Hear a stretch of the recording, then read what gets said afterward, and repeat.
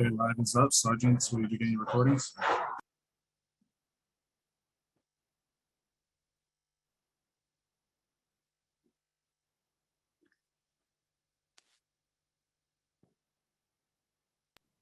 Cloud recording is up. Sergeant Polite, you may begin to open.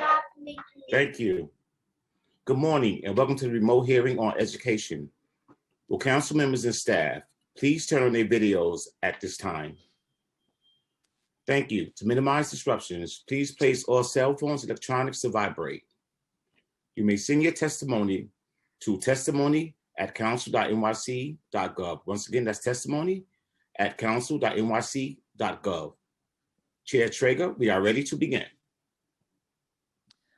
Good morning and welcome to today's virtual hearing on meeting the needs of students with disabilities in the COVID era and on a pre-considered resolution in support of state legislation to provide a remote learning option when community transmission of COVID-19 is at a substantial or high level. I'm Councilmember Mark Traeger, Chair of the Education Committee.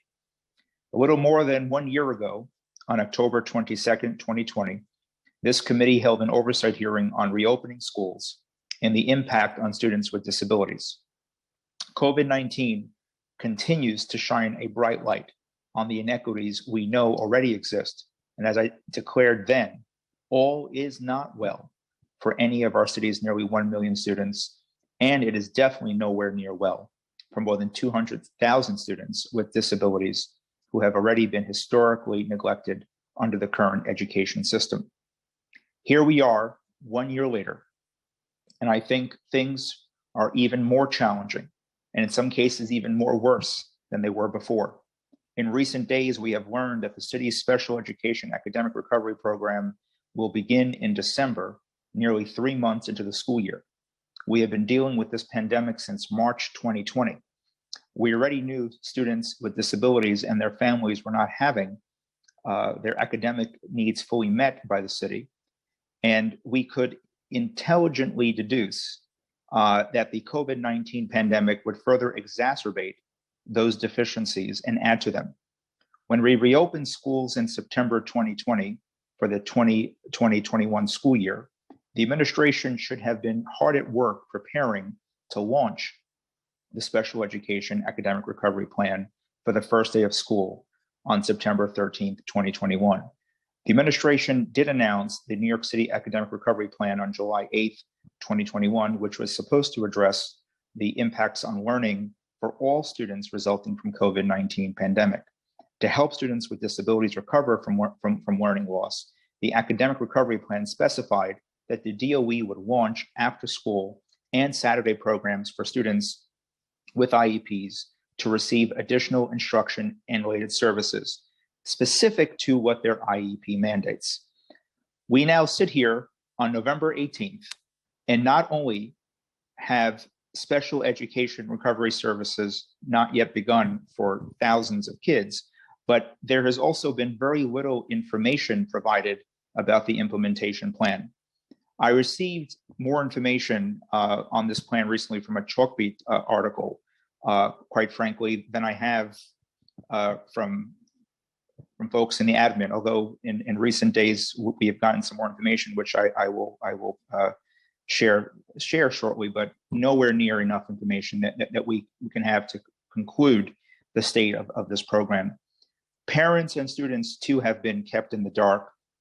We hear over and over that communication will be improved, but time and time again, we find in the administration and the DOE is behind the curve. We heard yesterday that at a District 75 town hall with DOE, it was revealed that some parents shared concerns that there would be no busing for children to attend special education recovery services, either in the mornings, after school, or on Saturdays. I don't even know where to begin on that. Although I am told that there might be some breaking news on that today, which I want to hear more shortly. We've also heard that there are serious staffing issues, and I want to say even more bold than that. There are staffing issues. It's not that I'm hearing about it.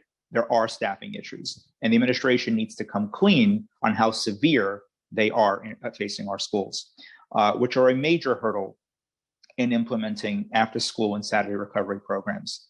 Apparently, principals are having difficulty finding enough staff, especially licensed special education teachers who are willing to work overtime in these programs. And I'm still hearing anecdotal reports about a continuing shortage of paraprofessionals. At our hearing on October 22nd, I said that the administration and DOE must do more, must redouble their efforts to provide students with disabilities an education equivalent to students without IEPs. All of our children need to make sure that their needs are being met. That is on us. That's our obligation. It is just not happening. It now seems that we have taken steps backwards and things are rapidly unraveling. There is little more than 1 month left in this council's session.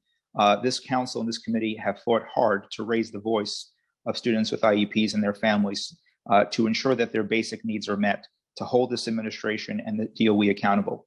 And yet, as the administration prepares to exit office, things appear to be collapsing.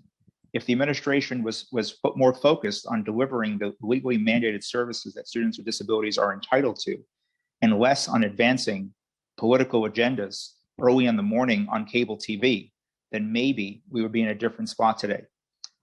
This committee will also hear testimony today on a pre-considered resolution that I'm proud to sponsor, along with Councilmember Rivera and Public Advocate Williams, calling upon the New York State Legislature to pass and the governor to sign Senate Bill 7381, Assembly Bill 8283, to require any public school located in a city with a population of 1 million or more to provide a remote learning option when community transmission of COVID-19 is at a substantial or high level. When the mayor announced last spring that there would be a return to a full-time in-person instruction for all students this year with no remote option, many parents in New York City expressed real concerns, serious concerns about their children's safety. As a result, some parents chose to keep their children home rather than risk potential health consequences. These students have subsequently had no formal instruction from the DOE so far this year, further exacerbating their learning loss. This never would have happened if the administration had continued to offer a remote option, something that I called for as a sensible thing to do during an ongoing pandemic. I want to thank everyone who is testifying today. I want to thank the City Council staff for all their work they put in, Malcolm Butterhorn, Jan Atwell, Aaliyah Reynolds, Chelsea Badamore, Messiah Sarkisian, and Frank Perez. I also want to thank my staff, Anna Scaife, Vanessa Ogle, Maria Henderson, and Janine Karaketti. Finally, I want to thank all the parents and advocates who have joined us today, and educators, and all of our prior remote hearings throughout this pandemic. You have patiently waited to testify, share your thoughts, concerns, ideas, and frustrations, and I'm thankful, and we hear all of you. I will now turn it over to today's moderator, Aaliyah Reynolds, a policy analyst for this committee. Thank you, Chair Traeger. I'm Aaliyah Reynolds, policy analyst to the Education Committee. Before we begin testimony, I want to remind everyone that you will be on mute until you are called on to testify. After you are called on, you will be unmuted by a member of our staff, and Zoom will prompt you to accept the unmute. I will be calling on public witnesses to testify in panels after the conclusion of the administration's testimony and council member questions, so please listen for your name to be called. Council members who have questions should use the Zoom hand raise function. In Zoom, you will be called on in the order with which you raised your hand after the full panel has completed testimony. We will be limiting council member questions to 5 minutes. Please note that for the purpose of this virtual hearing, we will not be allowing a second round of questions. For public panelists, after you are unmuted, please listen for the Sergeant at Arms to give you the go-ahead to begin your testimony. All public testimony will be limited to 2 minutes. Please do not read your testimony verbatim. All written testimony will be read by committee members and committee staff, so please be sure to email it to testimony@council.nyc.gov. Testimony will be accepted for 72 hours following the close of this hearing. The Sergeant at Arms will prompt you when your 2 minutes is up. At that point, we ask that you please wrap up your comments so we can move to the next panelist. I will now call on the following members of the administration to testify: Christina Foti, Deputy Chief Academic Officer; Dr. Linda Chen, Chief Academic Officer; Josh Wallach, Deputy Chancellor; John Hamer, Deputy Chief Executive Director; Lauren Siciliano, Chief Administrative Officer; Kevin Moran, Chief Schools Operation Officer; Anna Remenschneider, Chief of Staff, Division of Multilingual Learners. I will first read the oath, and after, I will call on each panelist here from the administration individually to respond. Do you affirm to tell the truth, the whole truth, and nothing but the truth before this committee, and to respond honestly to council member questions? Christina Foti. I do. Dr. Chen. I do. Josh Wallach. I do. John Hamer. I do. Lauren Siciliano. I do. Kevin Moran. I do. Aaron Remenschneider.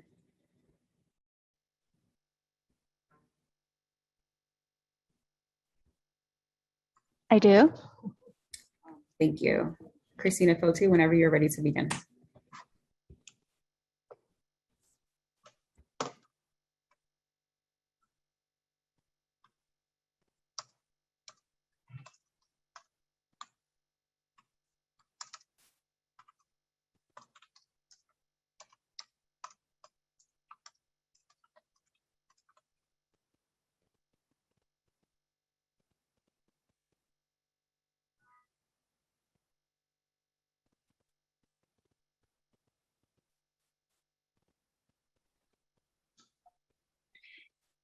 Good morning, everyone. Thank you for unmuting me. Good morning, Chair Traeger and all members of the Education Committee here today. My name is Christina Foti, and I'm the Deputy Chief Academic Officer for the Division of Specialized Instruction and Student Support. Also joining me today are Chief Academic Officer Linda Chen, Deputy Chancellor Josh Wallach, Chief Administrative Officer Lauren Siciliano, Chief Schools Operation Officer Kevin Moran, and colleagues from the DOE. Thank you for the opportunity to discuss the DOE's efforts to meet our students, the needs of our students with disabilities in this challenging time. We certainly appreciate the opportunity to share our progress and plans in this area. The DOE has been unwavering in its commitment to serving students with disabilities throughout the pandemic, including safely in person as much as possible and as soon as possible. As you know, when we committed to reopening for in-person learning in full, students with disabilities continued to be at the forefront of our planning. And as the city's recovery continues, we are continuing to lead in addressing the ongoing needs of our students with disabilities and their families. Nothing has brought me more joy than seeing our students back to learning with their teachers in their classrooms. The disruption to education from the pandemic has affected all students and families in New York City, but not equally. We know that many of our most vulnerable students, including the students with IEPs, are significantly impacted by the pandemic. Our response is guided by the imperative to support every student in their recovery. And with that vision in mind, pardon me, we have begun unprecedented efforts to deliver additional services to all students with IEPs in the DOE schools citywide. This administration, with federal stimulus funding and the support of and advocacy of this council, has made a historic investment in addressing the needs of our students with disabilities through a commitment of $251 million on special education recovery services. Special education recovery services encompass instruction, intervention, related services targeted to each student's individual needs. They are in addition to, not instead of, a student's regular school day and IEP programs and services. This school year, our goal is for every DOE school to offer special education recovery services through extended day or Saturday programs so that every student with an IEP has access to these critical services. Throughout the pandemic, our teachers and providers closely monitored students' progress toward their IEP goals. This summer, we reviewed this information along with other factors, such as whether or not students have been in temporary housing or without needed bilingual special education programs, to identify students with the greatest need for recovery services. Starting in July, we began hiring and partnering with the necessary service providers to make this initiative a reality. We have hired or in the process of hiring an additional 350 speech teachers and 150 occupational therapists. In addition to local staff postings, principals are authorized to bring on providers from other schools and other boroughs, and contract agencies are also available to provide services as needed. Schools also have the opportunity to partner with community-based organizations to bolster their staffing and program offerings. With all of this planning, we are thrilled to have the implementation of this historic investment underway. Each school has received the prioritization level for their students with instructions to use their own knowledge to identify students who need higher level of support or prioritization. For the highest priority students, services will begin as soon as possible if they have not started already. The Special Education Recovery Initiative offers these additional services to our students without any need for parents to make a formal request, easing administrative burdens on families and educators alike. As I speak, schools are reaching out to parents to develop individualized plans for special education recovery services for every student, taking into account parents' input and preferences. Already, schools have contacted parents to develop recovery services for thousands of students with IEPs in DOE schools. Along with the extended day and Saturday programming as part of the Special Education Recovery Initiative, we have made significant investments to ensure schools are equipped to provide targeted literacy and math interventions for students with IEPs, as well as students without IEPs who are at risk or identified as in need based on screener results. We have allocated $5 million in funding for the training of teachers and paraprofessionals, and more than 2,300 have been trained since May of 2020. With flexibility in funding that also allows schools to purchase intervention materials for teachers and students. Given the size of our city, the ambitious scope of this work requires a heroic effort and the shared commitment of our schools, teachers, related service providers, our families, our advocates, and each of you. New York City is making an enormous investment in providing our students with disabilities and is poised to deliver additional services to students more comprehensively than we have ever done before. While we continue to focus our efforts on the new Special Education Recovery Initiative, the special education process in general remains intact. When a student may need a change to their IEP, for example, to add counseling, schools are instructed to follow standard procedures for determining students' need to develop IEPs through collaborative discussions among the student's teacher, their parents, and their providers. Throughout the school year, our IEP teams will consider parent requests for services addressing each student's current individual needs through IEPs and recovery services while taking into account parent input and concerns at every stage of the process. As reflected in public reports required by this committee's legislation, leading up to the pandemic, we had seen consistent and substantial year-over-year improvements in the timeliness and completeness of special education service delivery. We share the committee's belief that transparency helps to promote accountability toward our goal of seeing all students are fully served. With this in mind, alongside of the public reports newly required in 2021, we began to report on the service delivery broken out by superintendent responsibility. Historically high levels of service provision followed. Of course, last year's blended learning conditions made data collection challenging. However, we are doing all we can to track and monitor that data. We also are working on proposed changes for the 2021 school quality report that focused on advancing equity, in part by beginning to include the percentage of IEPs who were fully, partially, or not receiving their IEP recommended special education programs and services.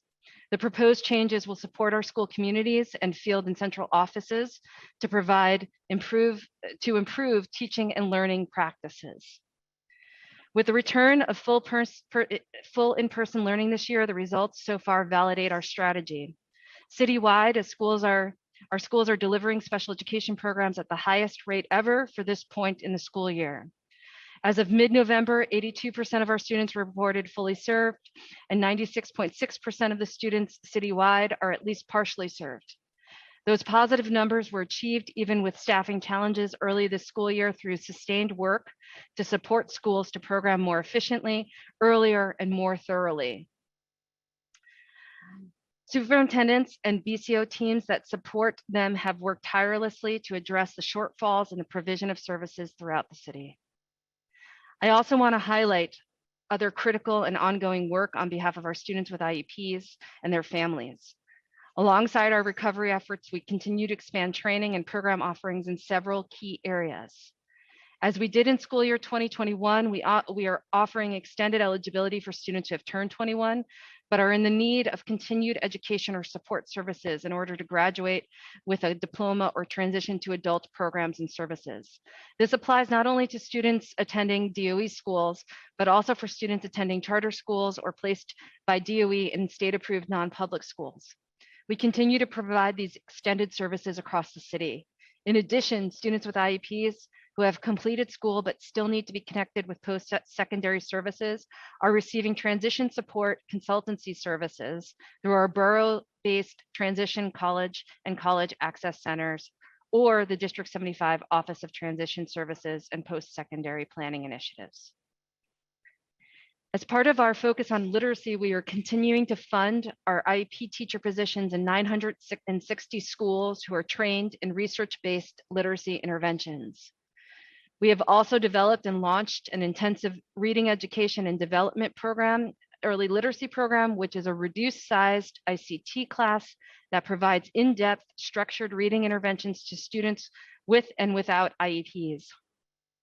Each iRead classroom has both a general education teacher and a special education teacher who provide daily instruction with a focus on organized reading interventions in all subject areas.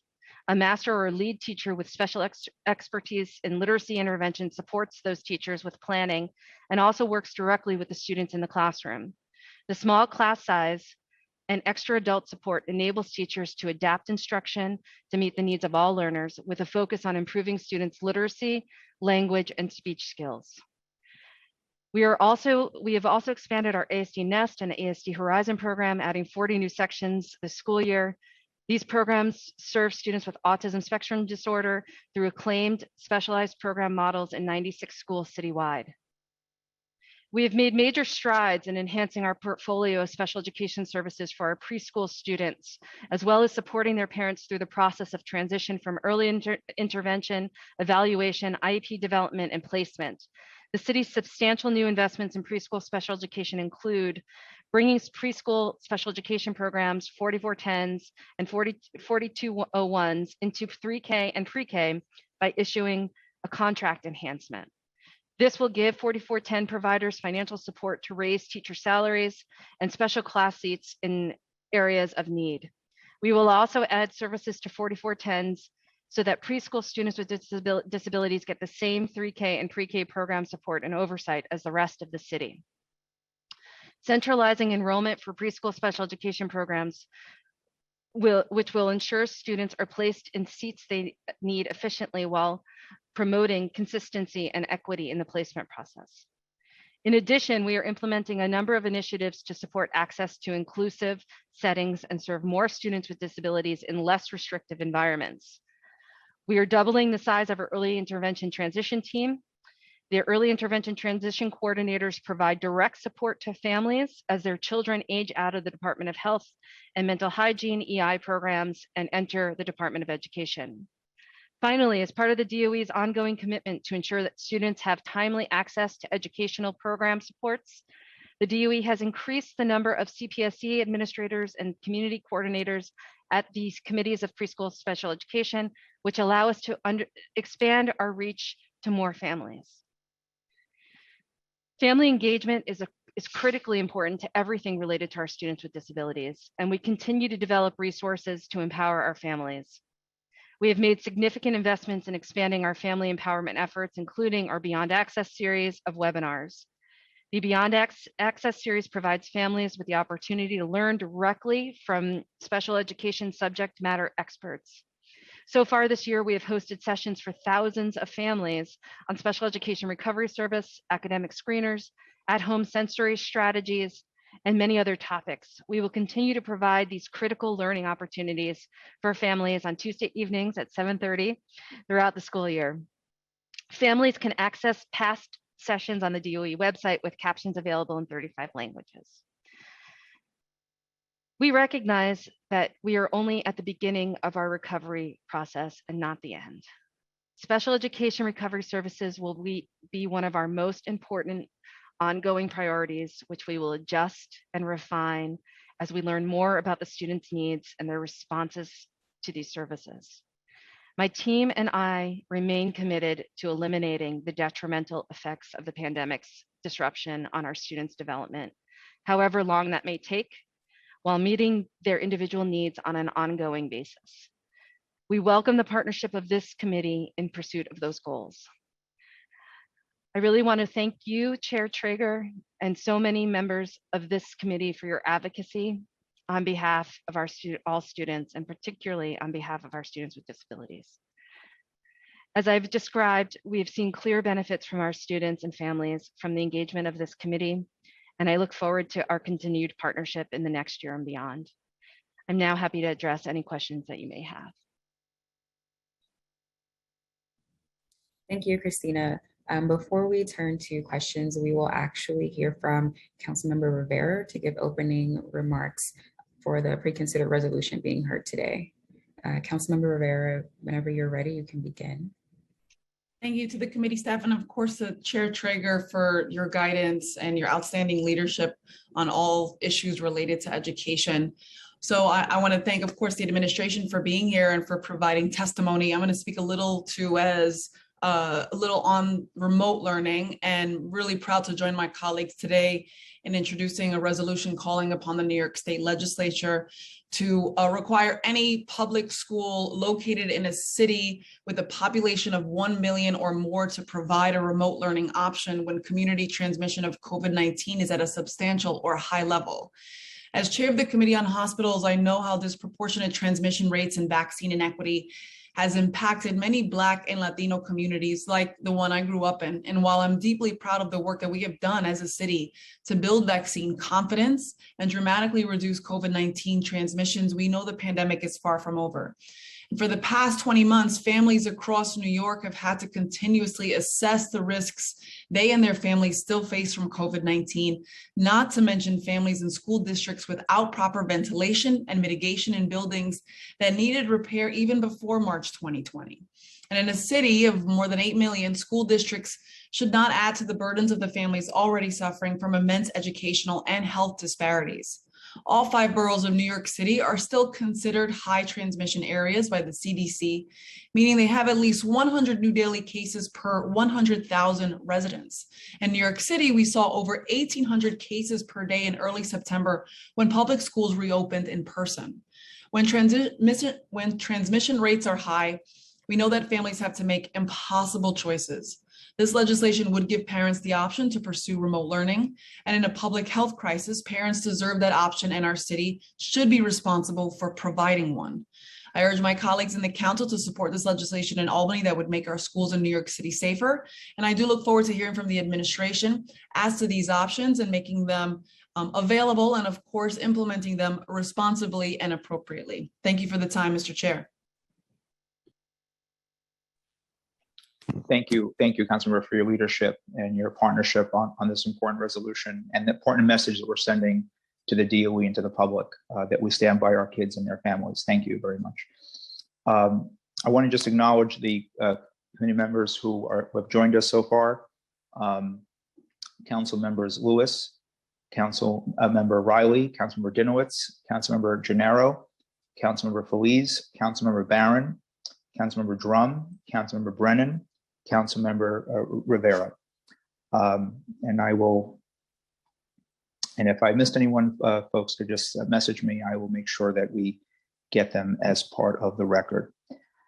I just, before I get into the questions, and I want to say this publicly, and this is not a reflection of Christina Foti, because I found her to be incredibly responsive, accessible, gets back to me in my office very quickly on issues and things we raise. And even Kevin Moran, I have to give a thanks as far as his responsiveness to many issues that I've raised. But we are failing here. There's no way to sugarcoat this. There's no way to make this sound pretty, make this sound nice. We're failing. And this is time that these kids will never get back.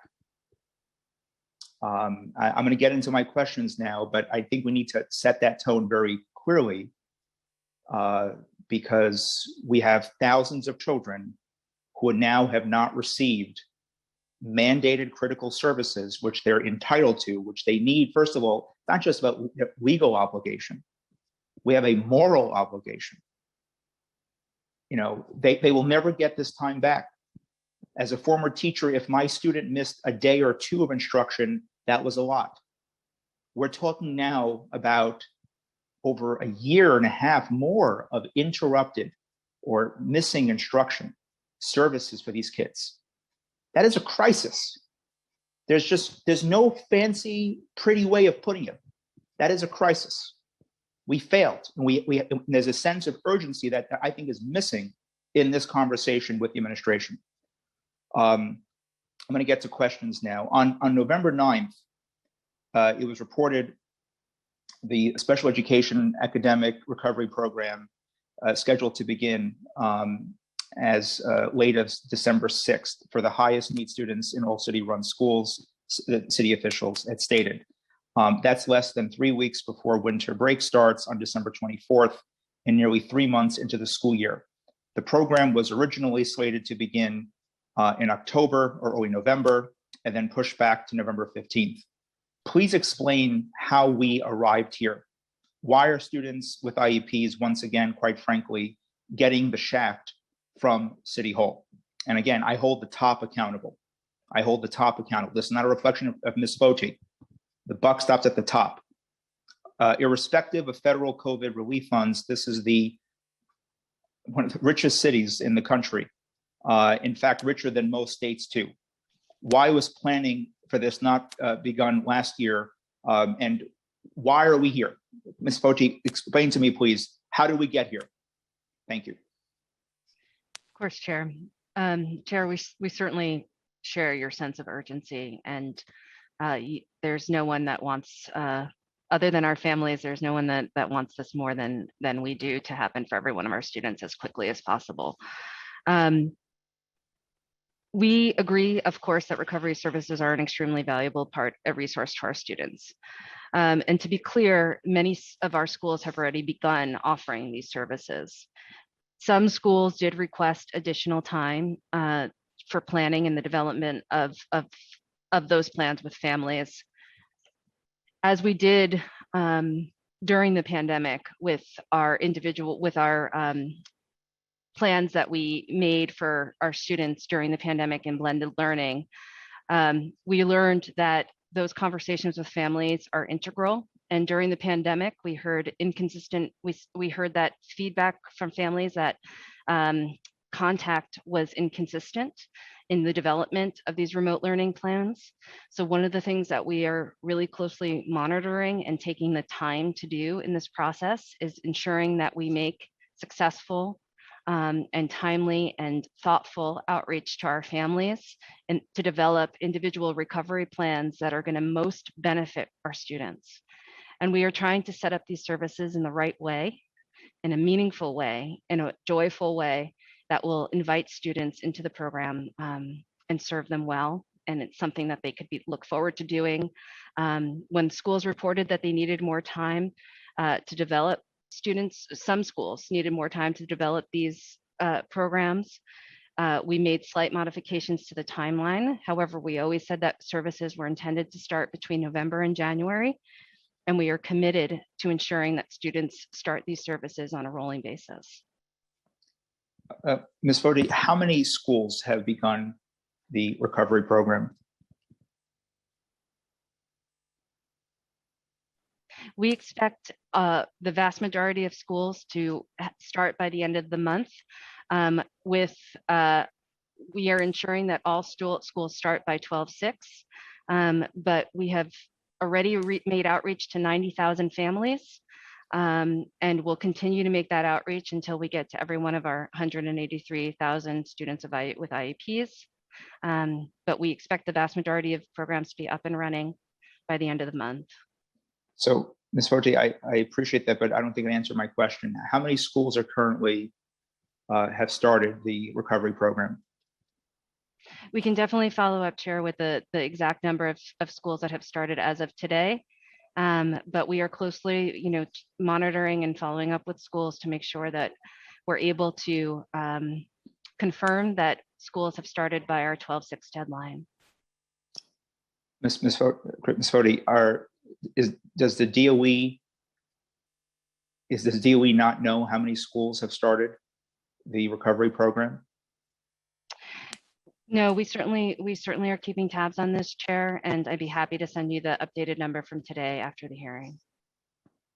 So just to be clear, the administration today is refusing to disclose how many schools have started the recovery program. Is that correct? I certainly am not trying to refuse anything. I want to be as transparent as possible, Chair, with you. Ms. Foti, you're not being transparent and respectfully. It's a simple question. How many schools have started the recovery program? I'm happy to follow up with you afterwards and get you that number. And if I could get it to you during the hearing, I will provide it during the hearing. And as a follow-up to that, how many students in total? You just gave a number, 183,000 kids with IEPs. Is that correct, citywide? Yes, Chair. And that's a drop from, we used to have over 200,000. Is that correct? It's 183,000 school-age children. Okay. And do you have data with you now about how many kids, students, are currently being serviced in the recovery program? I don't have that data with me right now, Chair, but we are going to be following up with that as well. But there's a pattern here developing, Ms. Foti, where when we asked for basic attendance data at the beginning of the school year, the administration also willfully chose to ignore our basic question or basic request of information. This is a pattern. This is not the first time that the administration comes unprepared to a hearing on special education, refusing to tell us how many schools have started this critical program, how many kids are being served. These are not gotcha questions. These are basic questions that should be expected at a hearing on special education services. So Sure. I respectfully ask, can the DOE give us more information on this now? Yes. Chair, here's what I'm able to share in this moment, and I in no way am trying to blur or create an unclear response.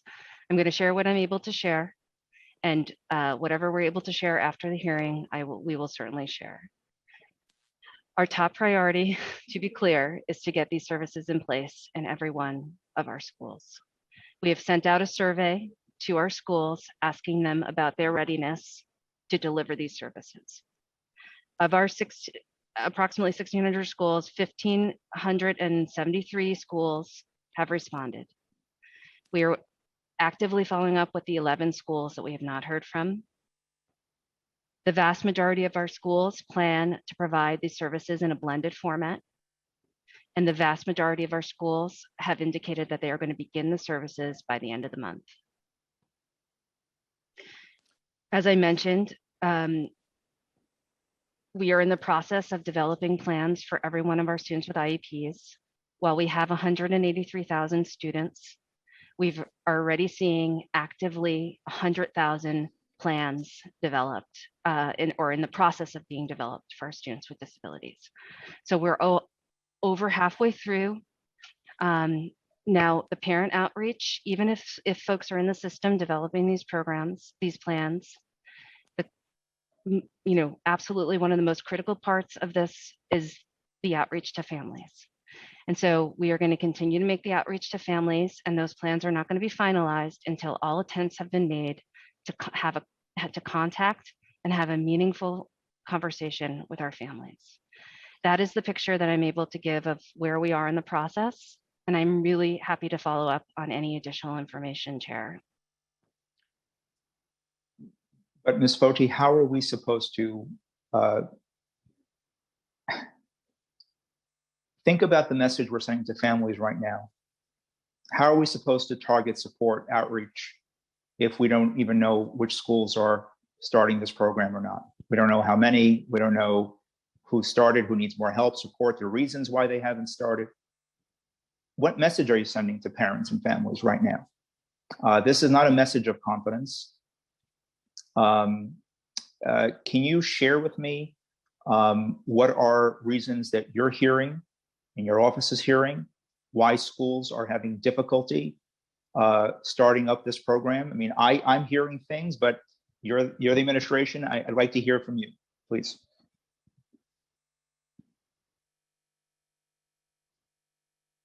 Can we unmute Ms. Foti, please?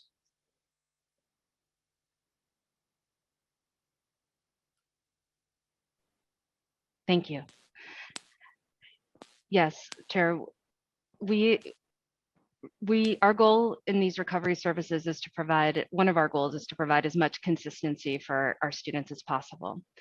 And as you mentioned at the beginning, staffing has been a challenge that we are continuing to move mountains on. And really, I would say, this is consistent with what we're seeing nationally. And the DOE has made heroic efforts to get the staff in place that are going to be trained by us, supported by us. They are our UFT partners that we know so well and that our students know and trust and our families know and trust. And so staffing, as you mentioned at the beginning of this, is probably the what we're hearing most often from our schools. And yet we are making huge, we've hired a very large amount of teachers, which Lauren can give us more numbers on. And as I mentioned in my testimony, hundreds of related service providers have already been hired this year. And we've made a year-over-year investment in our related service providers so that we have a network and cohort of folks that we've trained that can provide high quality supports to our students. And quite frankly, they're the people that our kids know and they love and who really got our students and our families through the pandemic. And our kids are delighted to be back in school with them. So Ms. Foti, you mentioned staffing is a major issue in terms of why programs having difficulties starting. Is that correct? That I think that is, again, I think this has been, we've seen this across the country, but I also think that we're New York. We are New York. The mayor goes on TV every morning and says we're New Yorkers, and so I need to kind of dig deeper on this because the mayor does not talk about this issue on TV, unlike other things. And so I'm just curious to know, and I think that Ms. Lauren Siciliano is on the hearing here as well. Do we have a number of how many pending applications for paras we have in the system now? These are nomination letters sent by principals to get folks hired for their schools, because again, I continue to hear that there is a shortage of paraprofessionals in our schools. Principals have sent paperwork into the DOE weeks ago, if not months ago. Many folks still have not been hired. So do you have a number of how many pending applications, nominations that are still sitting within DOE? Yes, thank you for the question, Chair Traeger. It's a pleasure to be with you this morning. We are so grateful to all of our staff for their dedication and their service, and we know how important all of the staff who support our students with special education have been in just going above and beyond to support our students and families. So for paraprofessionals, I am very pleased to share that we have, since the start of the school year, more than doubled the size of the substitute paraprofessional pool. We now have about 11,000 substitute paraprofessionals in the pool. We've more than doubled the number since the start of the school year. And we are continuing to grow that pool on a rolling basis. As you mentioned, nominations come into us, and we are escalating all of those. We are expediting, I should say, all of those nominations, including sharing information with principals around exactly where a nomination is in the process. There are steps that are within DOE's control, and there are many steps where the applicant needs to take an action, such as completing the application. But we are expediting all of these nominations, including waiving fingerprinting fees, while still, of course, doing the rigorous background check that's needed. But Ms. Siciliano, just again, a substitute can refuse to come into a school. Is that correct? Correct. Substitutes, it is a mutual consent for them to show up at the school. But just a reminder on paraprofessionals, before you can be hired as a full-time para, you need to have served as a sub for 25 days. So in order to hire those substitutes full-time, to hire them as full-time paraprofessionals, they need to first serve as substitutes for 25 days. Right. So, and you mentioned you have 11,000 or so in the pool. How many do you have pending? Pending, those nominations come in on a daily basis in real time. And many of them are, there are a range of steps in the process. We're expediting the ones that DOE can expedite. Can you just give me a rough number, just how many are pending right now? I don't have that information on hand. I'm happy to look into it to make sure we can share the data in a meaningful way. But what I can say is that we've more than doubled the size of the pool and added 6,000 substitute paraprofessionals this school year alone. Right, because I am still hearing from principals that they're waiting for a significant, sizable number of paraprofessionals to get hired. And so there continues to be, I think, a disconnect here. I want to just go back to Ms. Foti. We understand that the DOE has split students with IEPs into 3 priority groups with staggered timelines for launching the recovery services. Please describe those 3 priority groups and how many students are in each.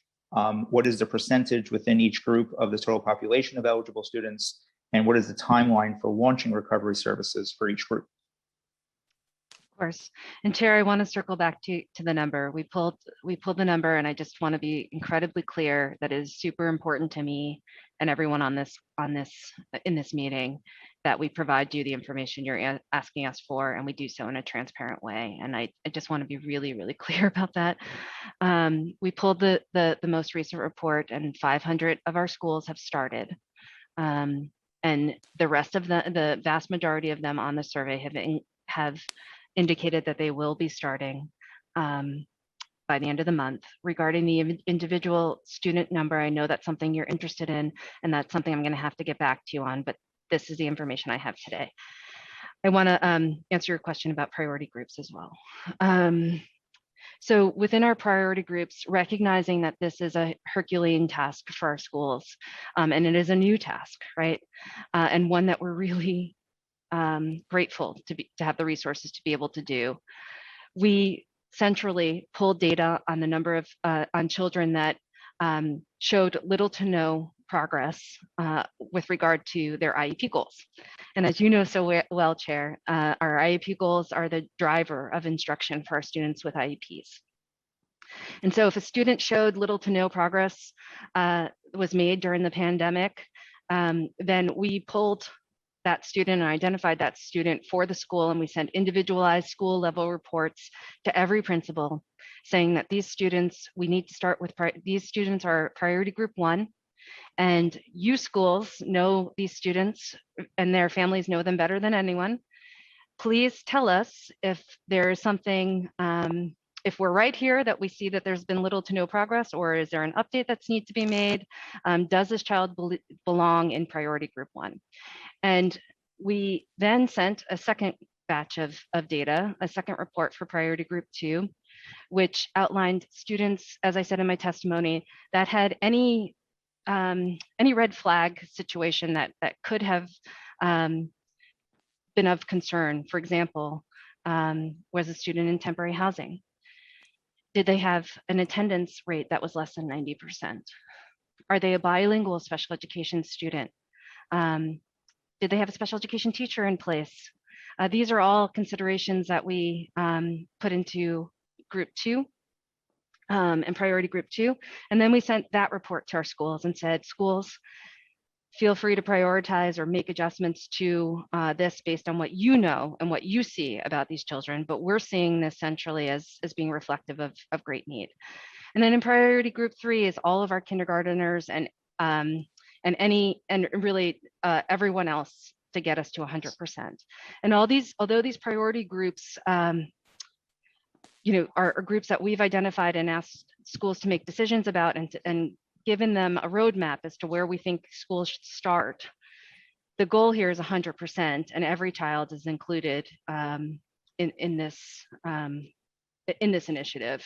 We just ask schools to start with our services for students with the most urgent needs based on what we're seeing, and ask schools to figure out based on that data if they agree with that report, and if so, please start those students as soon as possible so that they can begin receiving these additional recovery services. So I appreciate that answer, Ms. Foti. And you mentioned, according to your latest data, 500 schools have begun the program. Is that correct? Yes, Chair. And are you keeping tabs on, are all these programs, these 500 schools, are they in person? Are they remote? Do you have some data on that?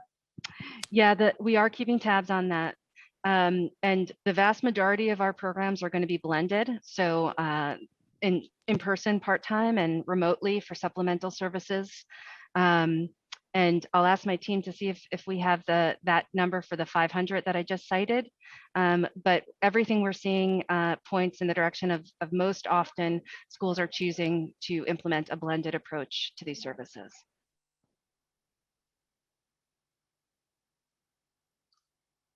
Does someone from your team want to follow up on that, or?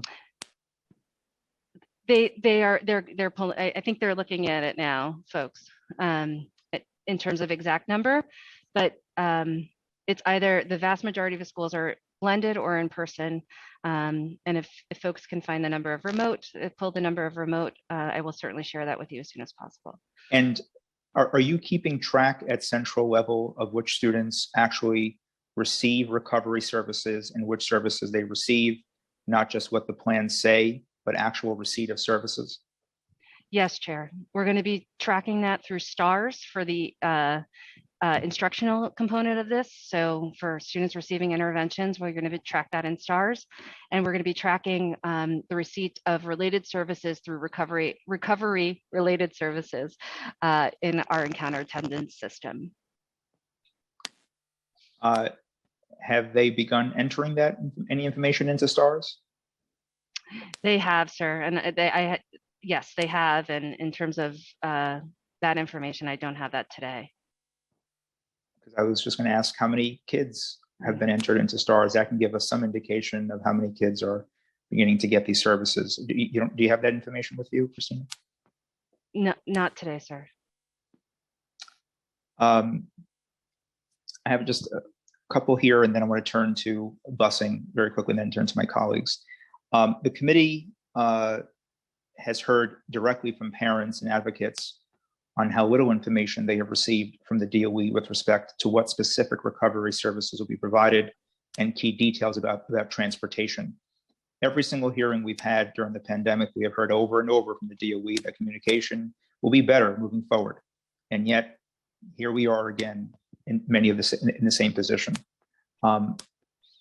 Why do we continue to hear from families that they are not getting this information about what specific services are being offered, and on the issue of transportation? Sure, I'll begin with the communication, and then I'll hand it to my colleague Kevin Moran for transportation. In September, we sent out a message in Nixa in the students' home language, a letter indicating that a child or a student is entitled to recovery services. And in that letter, we indicated that families could certainly reach out to schools, but that families that outreach wasn't necessarily on the family, that schools, we would be asking schools to reach out to families to discuss these services. And as I mentioned, Chair, we are conducting that outreach to families.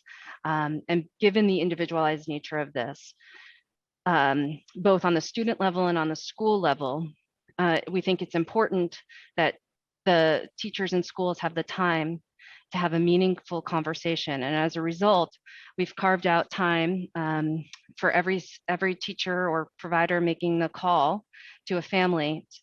We've negotiated with the UFT 2 hours of time so that these plans can be thoughtfully constructed, and that families meaningfully contacted, and that there could be a real conversation about what's going to work for the child and what's not going to work and what's going to work for the family. And with regard to busing, I hand it over to my colleague, Kevin Moran. Hello, committee, and thank you, Chair Traeger. At the top of this, I'd like to start by thanking you and the council at large for the passage of Local Law 32, 33, and 34 in 2018. As you may remember, I joined the effort after 20 years of education to support transportation, and those local laws help bring about transparency and a roadmap for student busing going forward.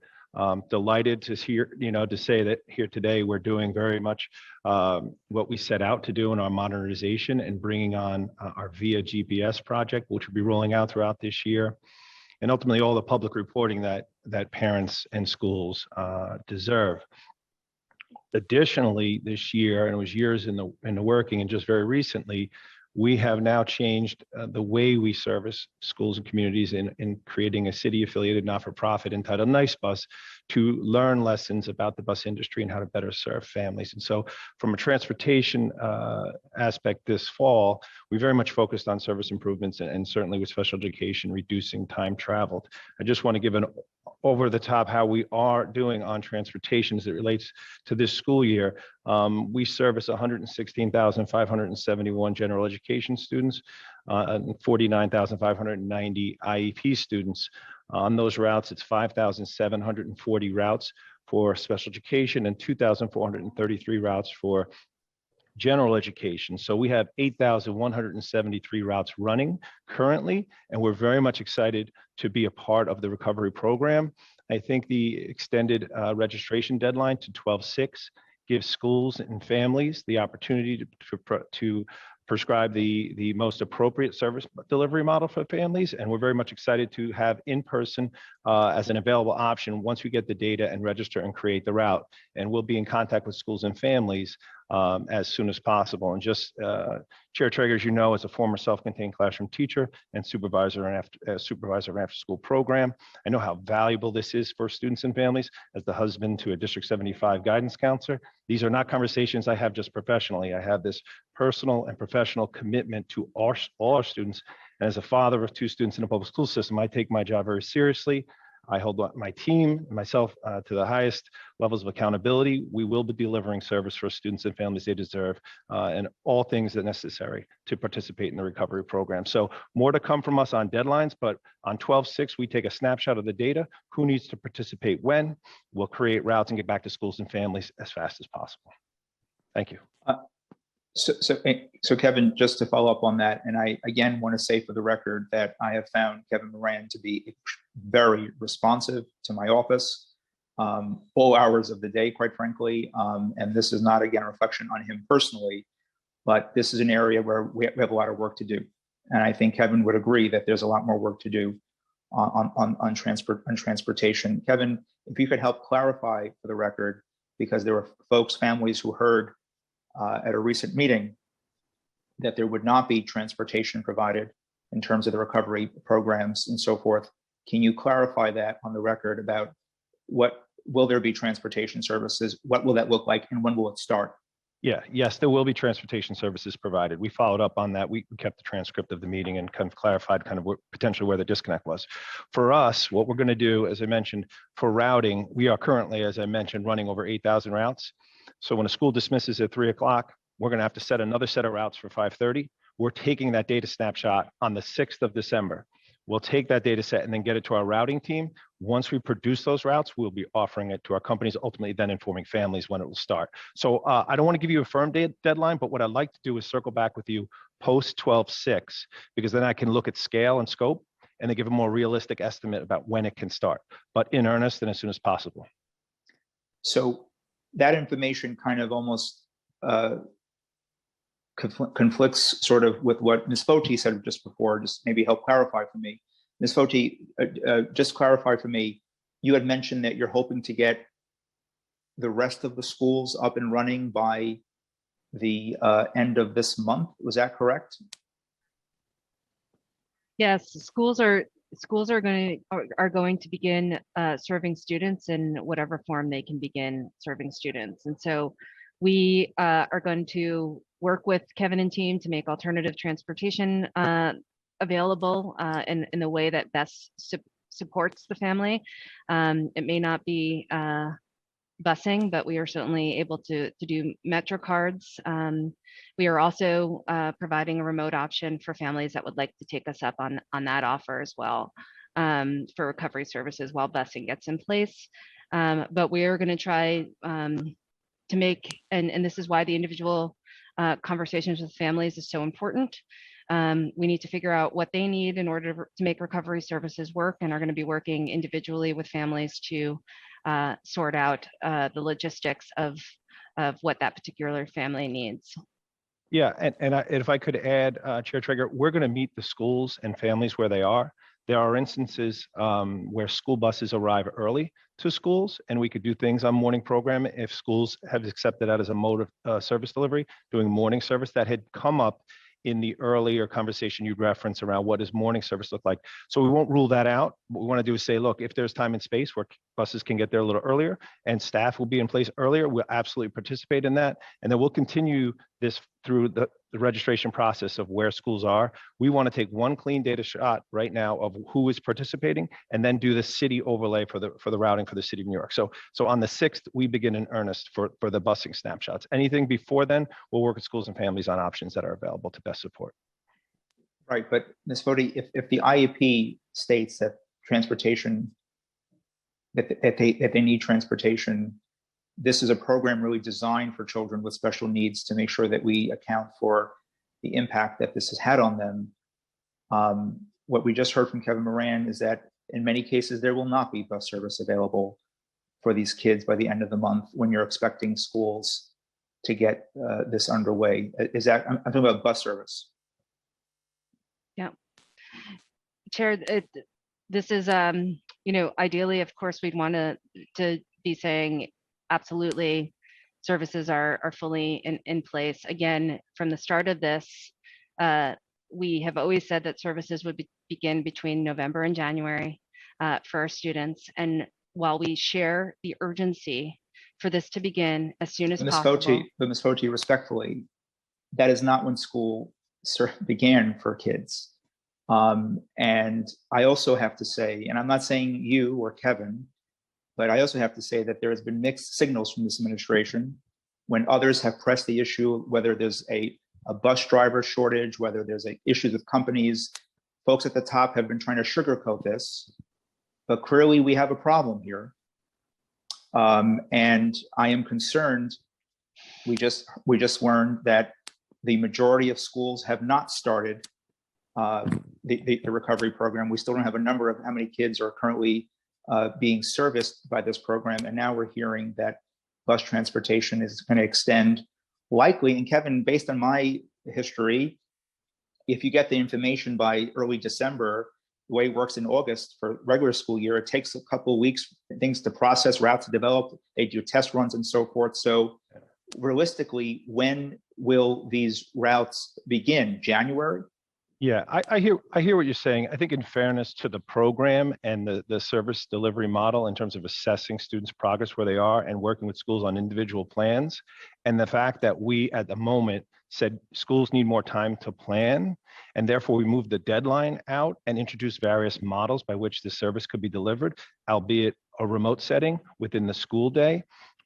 But this allowed opportunities for further discussions. And so this was to get it right for schools and families. This is based upon feedback from the field, from principals and families about, listen, I need more options available to me.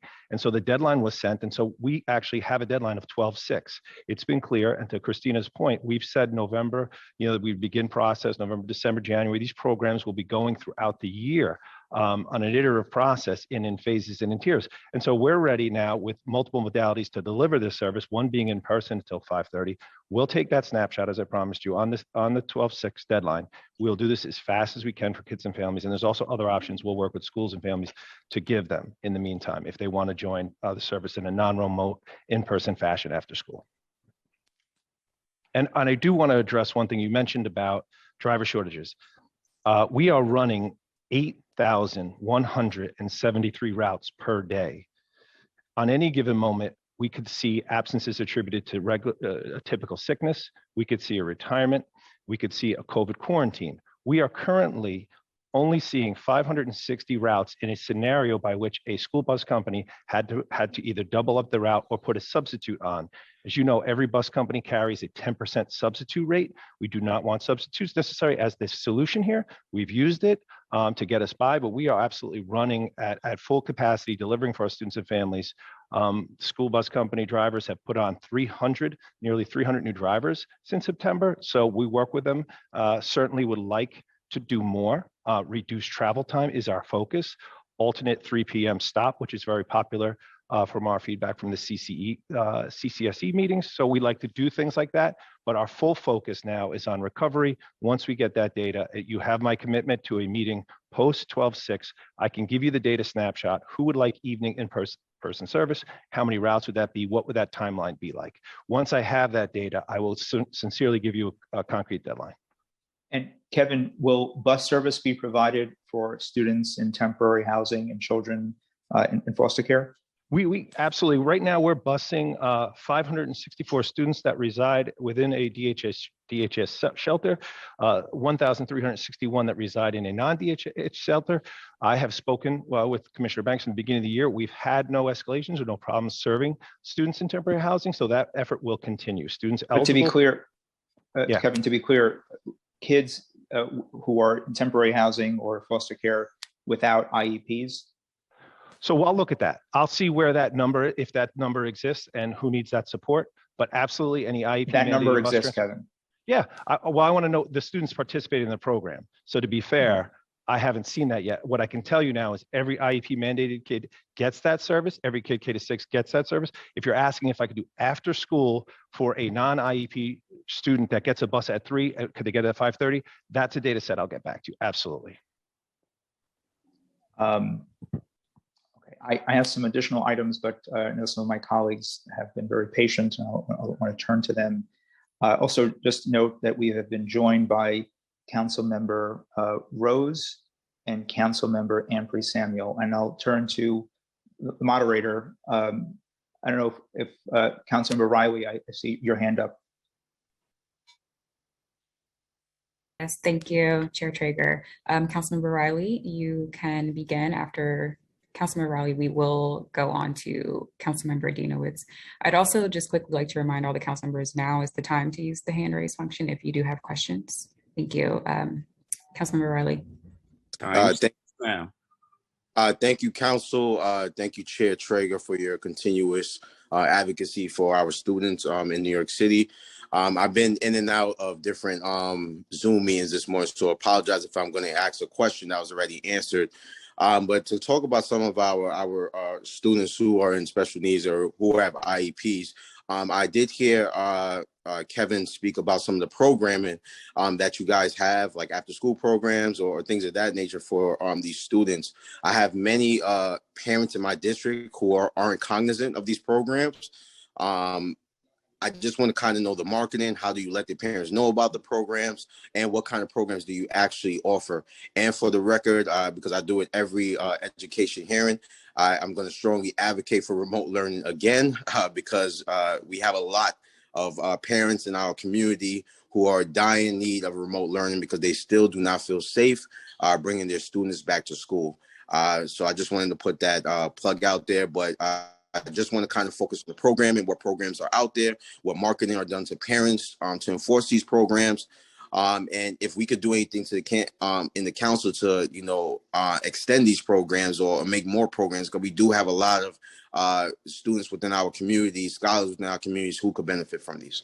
Thank you. Councilmember Riley, it's always so nice to see you, and we always appreciate the spirit of partnership you always show up in. So thank you.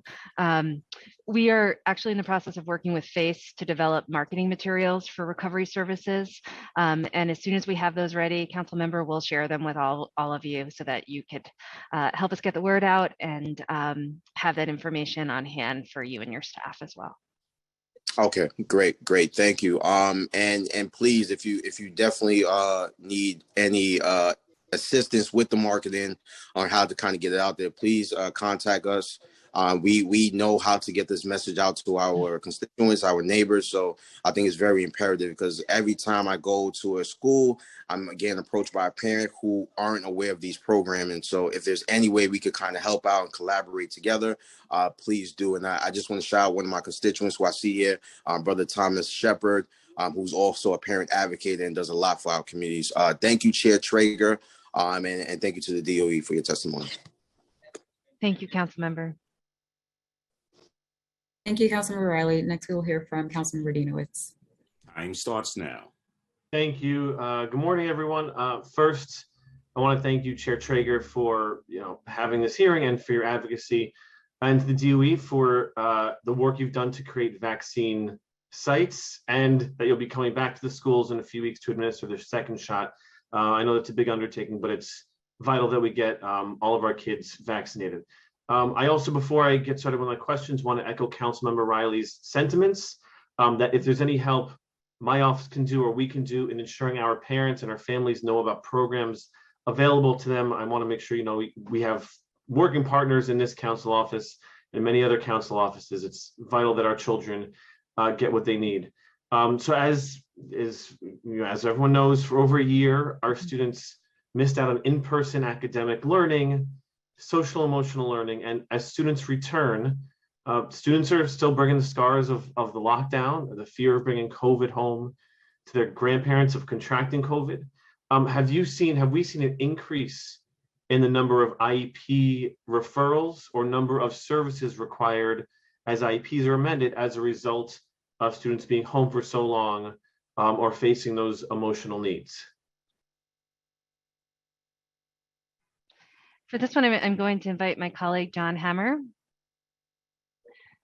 to talk about referral rates and evaluations, which are, of course, critical to the IEP process. Councilmember Dinowitz, thanks so much for the question. And Christina, thanks for the opportunity to speak today. All of the academic recovery efforts, and in particular special education recovery services program that we're speaking about today, is very much designed to provide the additional specialized instruction and services to allow students to continue to thrive in their return to learning this year. Absolutely, our evaluation processes remain intact. We are seeing our initial and reevaluation rates become more in line to pre-pandemic numbers, to your specific question, and have increased, beyond where we were during the pandemic last school year. So the referral rates have increased? From blended and remote learning last year, they have. Right. They have. I mean, predictably, right? Exactly. Do you know by how much they've increased? They've come more in line to pre-pandemic numbers, not quite exactly where we were pre-pandemic, but over the first couple of months, we are pretty much aligned to where we were pre-pandemic. And have you seen an increase in the number of services required for students who already have IEPs? I think generally we're seeing services that are recommended aligned to where things were in pre-pandemic. We can look specifically and provide specific numbers on rates to special class, and we can definitely look at that and provide that after the hearing. But generally, students continue to be recommended to receive services in inclusive settings, and the supports that are being provided to them, will meet their needs. Yeah, I really, value that data. I know it's very easy to get off CSIS, export an Excel spreadsheet. So I'm very interested to know, and very surprised to see that services, although kids, we acknowledge students need more and more, that services aren't increasing in line. But I'm interested in seeing that data. I want to talk about teachers for a second, because in order to meet the needs of our children, we need to meet the needs of our teachers. And just to paint a picture, imagine a life as a special education teacher before the pandemic. I'll take high school because that's what I did. We're teaching multiple preps with multiple teachers addressing the needs of the highest need learners in the building, dozens of individualized education plans per year, collecting documents, holding meetings. And all of that is in addition to regular staff meetings, regular assignments, like lunch duty, like tutoring. This is during the day. Now we've added on top of that, teachers conducting the DESA, which is 43 questions, the special education recovery service forms, new plans for education plans for students who may have contracted COVID. And so we're piling more and more on our special education teachers. So one, how many special education teachers have left the system since the school year began or since COVID began? Time expired. I certainly, council members, all of us understand and appreciate the job of our special educators, and they are just phenomenal. And we certainly understand and are cognizant of the workload that has been on them, and are doing all that we can to support them, including trying to provide additional time and compensation for the special education related services that we're asking them to do. With regard to numbers and staffing, I turn it over to Chief Administrative Officer Lauren Siciliano.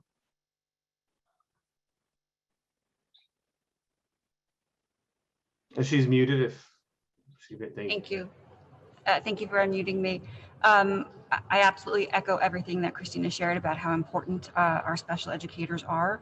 In terms of retirements and resignations, I don't have a special education specific number, but what I can share and do know is that retirements and resignations for this school year are largely in line with where they were pre-pandemic. So for the school year immediately prior to the pandemic. We've discussed with the council before that last school year, we saw overall a reduction in retirements and resignations compared to what had been our norm. We're now in line with pre-pandemic levels. What I will also share is that in the lead up to this school year, we did hire over 5,500 additional teachers, and nearly 2,000 of those teachers were special educators. And the 2,000 special educators, was that just filling the gap, or is that additional special education teachers above and beyond what it was before? Because as I highlighted, the workload, especially of our special education teachers, is drastically increasing. Yes, it would be a mix of both. Okay, so how many additional, sorry, how many additional special education teachers have been hired? The net gain. Yeah, no, I understand what you're asking. Okay. What I don't know in this moment is I don't have a breakout of the retirements and resignations by title, but what I do want to emphasize is in addition to the 2,000, our work doesn't stop there. We continue to hire throughout the year and add to our special education capacity through a few critical programs. One, leading up to the start of the school year, we were able to significantly expand our DOE-run alternative certification pipeline programs for teachers that focus on high-need areas, including special education. Those programs had dipped to about 500 participants pre-pandemic. And for this school year, we were able to more than double that to over 1,000. In addition, DOE offers loan forgiveness and subsidized tuition for candidates who, teacher candidates in these high need titles, as well as for extension or additional certification programs for existing staff to get their special education certificate.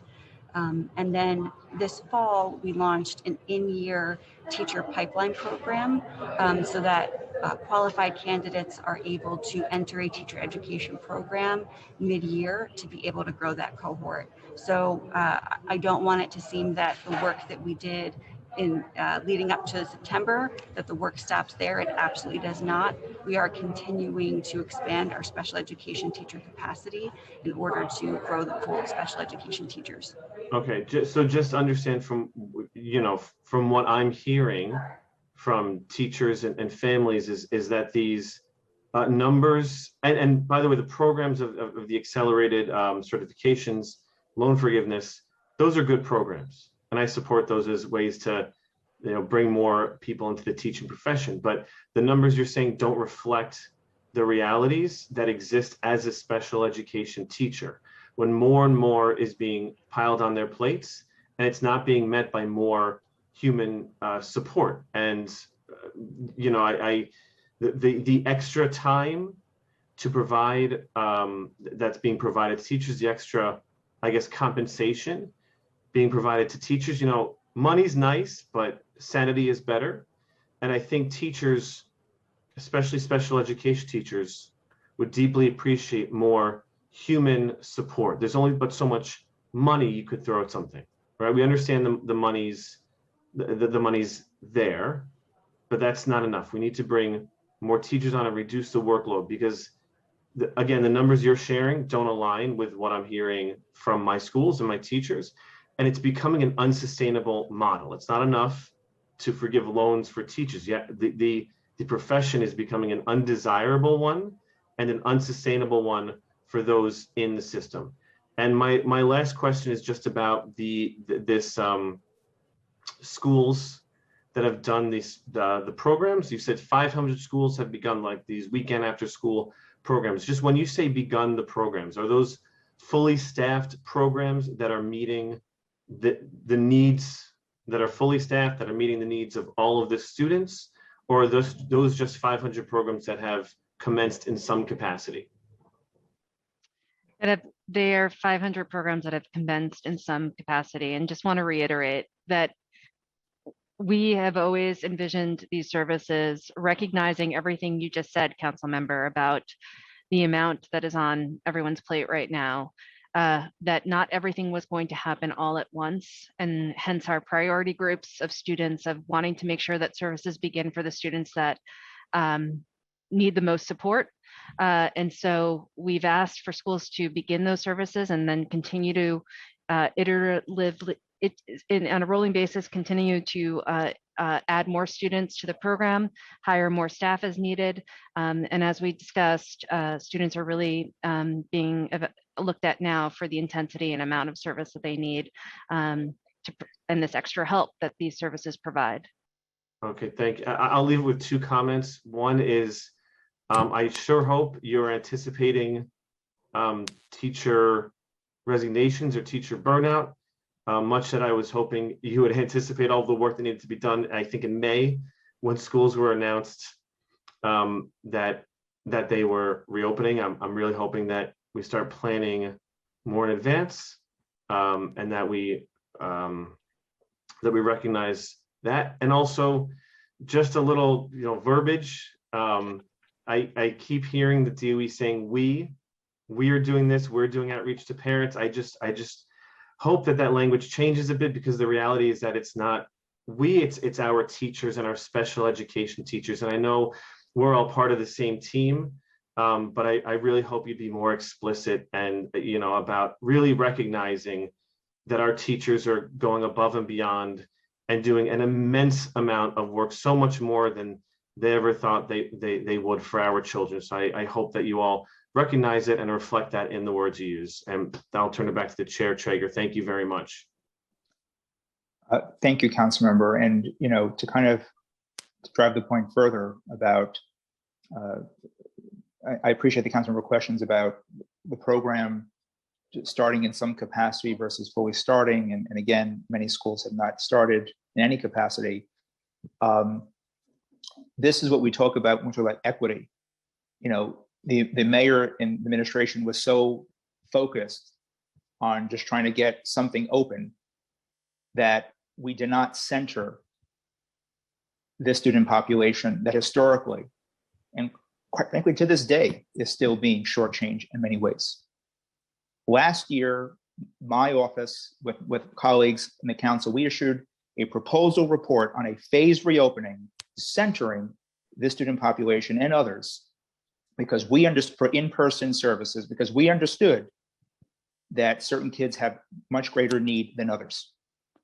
But here, the focus again was to go on national TV to say, look, The largest school district in America is open, in person. Everything is great. All good, New York. But to this day, we have thousands of kids. I don't even have the number of kids, but thousands of kids still not receiving critical services, which they're entitled to. That is nothing to be proud of. We have a lot of work to do on that. I have a question about preschool special education. Also, just want to note that we've been joined by Councilmember Rosenthal. Thank you. And we'll just very quickly, just want to ask this. I see Deputy Chancellor Wallach with us. As part of its recovery plan, the city is using funding to provide an enhanced contract to preschool special education programs to help address critical need. The city's solicitation preview for the enhanced contract notes that the DOE hopes, quote, hopes to create a pathway to higher salaries for staff, but does not make any commitment to salary parity for teachers or staff at preschool special education programs. Also, we've been joined by Councilmember Borelli. Just want to note that for the record too. Salary increases took effect for all other early childhood teachers at DOE contracted programs last month. Why is there no commitment to providing salaries on par with their DOE counterparts to teachers at DOE contracted preschool special education programs who work with young children who have the most intensive needs? And please do not tell me money is the issue. We are in receipt of billions and billions of education dollars. I look forward to this answer. Thank you, Chair Traeger and other members, and thanks for having us here today. I want to begin just by saying, and I'll get very quickly to the plain answer to your question. We're excited about this solicitation and about the investment that we're going to make in building the capacity of our partners in preschool special education, namely what we call the state-approved non-public 4410 organizations. And we do plan to build even stronger partnerships with these organizations by bringing them into the sort of 3K and pre-K programs, full stop, and providing them with the supports that all our programs receive. And as you pointed out, and I'm getting to the answer now, creating a pathway to higher salaries. The reason we went through a similar process with when we rebid our overall early childhood program. We will go out with a solicitation. We will ask programs what it is that they need to provide a high quality program. We, in keeping with our process, don't make commitments ahead of time before we know what they will cost, and we go through a procurement process. And I think so that is the reason. It is a process related answer, but also a way of ensuring that we're getting good, accurate information from all those providers and making our decisions with all that information in hand. That's part of what a request for proposals, a request for information does. And when we have that information in hand, I think we share the goal of making sure that all of these educators are compensated for the incredible work that they do and in a fair and equitable way. But as you said, like that is the reason why we're not committing full stop to a certain result ahead of a solicitation and a request for information. We're going to go through that process in a fair way, as we did with the rest of the system. So, Deputy Chancellor, when I said pathway, I'm using DOE's language. Those are not my words. That's right. A pathway to higher salaries, correct. Why aren't there higher salaries right now? Historically, the answer I've been given is money. That cannot be an excuse anymore because we are in receipt of billions of dollars, and quite frankly, much more will be on the way if Congress passes a second round of aid to New York, which will be for early childhood education as well, which will free up even more dollars for New York, but I'm not even counting that. We already have billions from Washington, a lot of money from the state. Why isn't there pay parity agreement struck now with 4410 teachers? Yeah, so I'll just say that thanks to your advocacy and the advocacy of other members on this call, you know, we moved forward in the last budget with an agreement to make this partnership stronger and put resources to it. And we released a concept paper again as a beginning to that process. We feel the same sense of urgency you do. And our team has been hard at work preparing the next step of this process. And we hope to have news on that very, very shortly. But the answer is, we're moving as fast as we can and plan to release something soon and then move forward as fast as we can to get the new partnerships in place. And I hope you're right about additional resources, because we really do share the goal of making sure that these educators are compensated for the work that they're doing in a fair way. Yeah, there's money. I mean, there's no denying it. There is money. I'm on the budget negotiation team. My other colleagues, Councilman Rosenthal as well. There is money. There really is no excuse at this point to get this done. And again, and I know people care about this, but it has to be said, every day a kid missing instruction, they can't get that back. And I think the issue here is just better pay for staff, better pay for educators. And I also want to say, with regards to the staffing issues plaguing, our K-12s in terms of the recovery program, I'll be very blunt about it. Is the administration considering increasing pay for educators and staff to work in after-school and Saturday programs?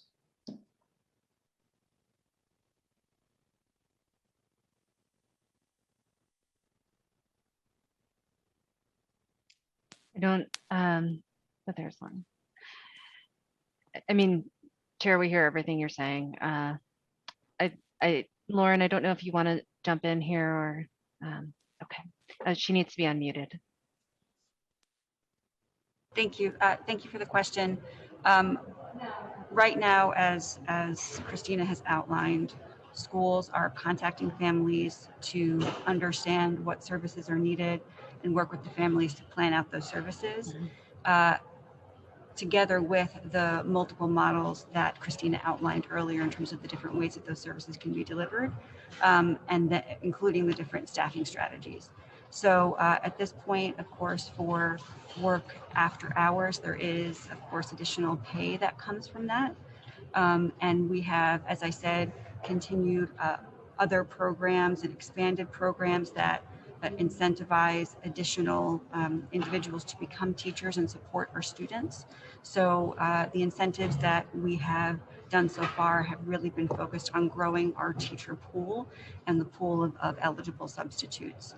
And then for the after-school services or Saturday services, there is, of course, additional pay that comes from delivering those services.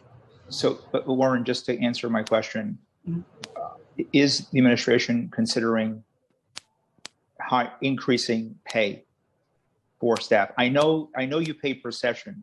That's not my question. Are you considering increasing pay, which staff gets to work, so we could address this very severe, serious staffing issue plaguing our schools? I, of course, never want to take anything off the table because all of this changes in real time. That has not been an area of focus so far. And if your other strategies are not working, what am I missing? What is the contingency plan?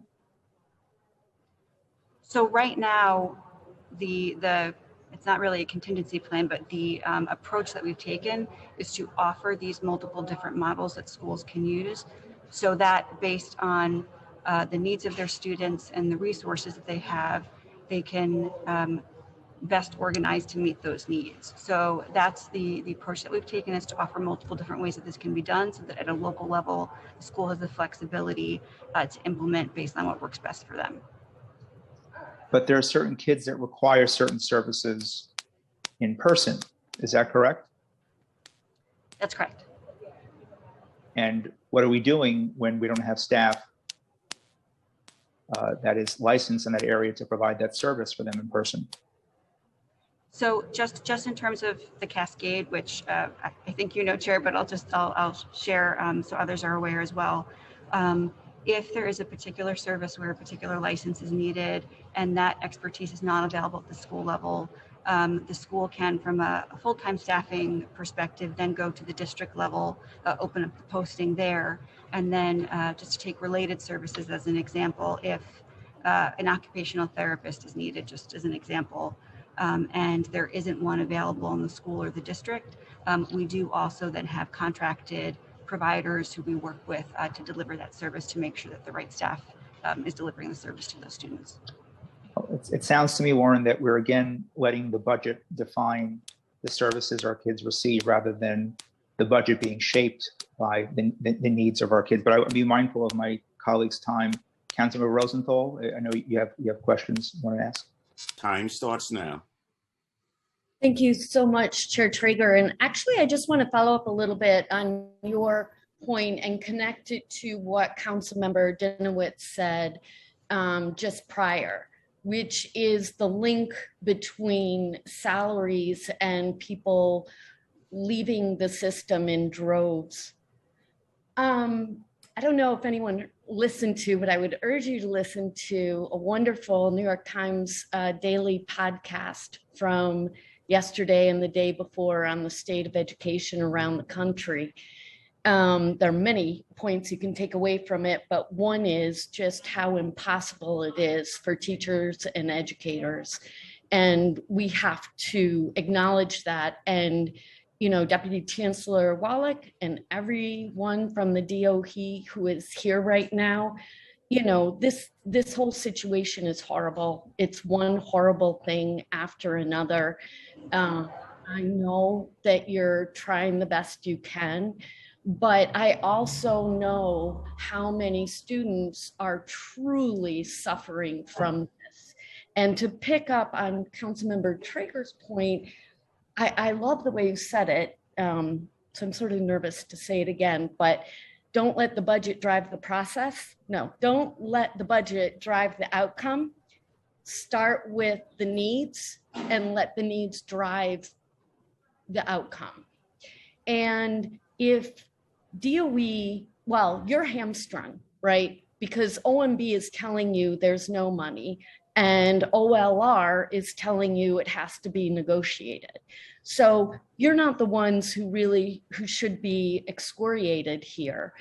But, and I don't know how hard you're fighting for it, but the salary parity is a no-brainer and has been in the public discussion for at least 5 years.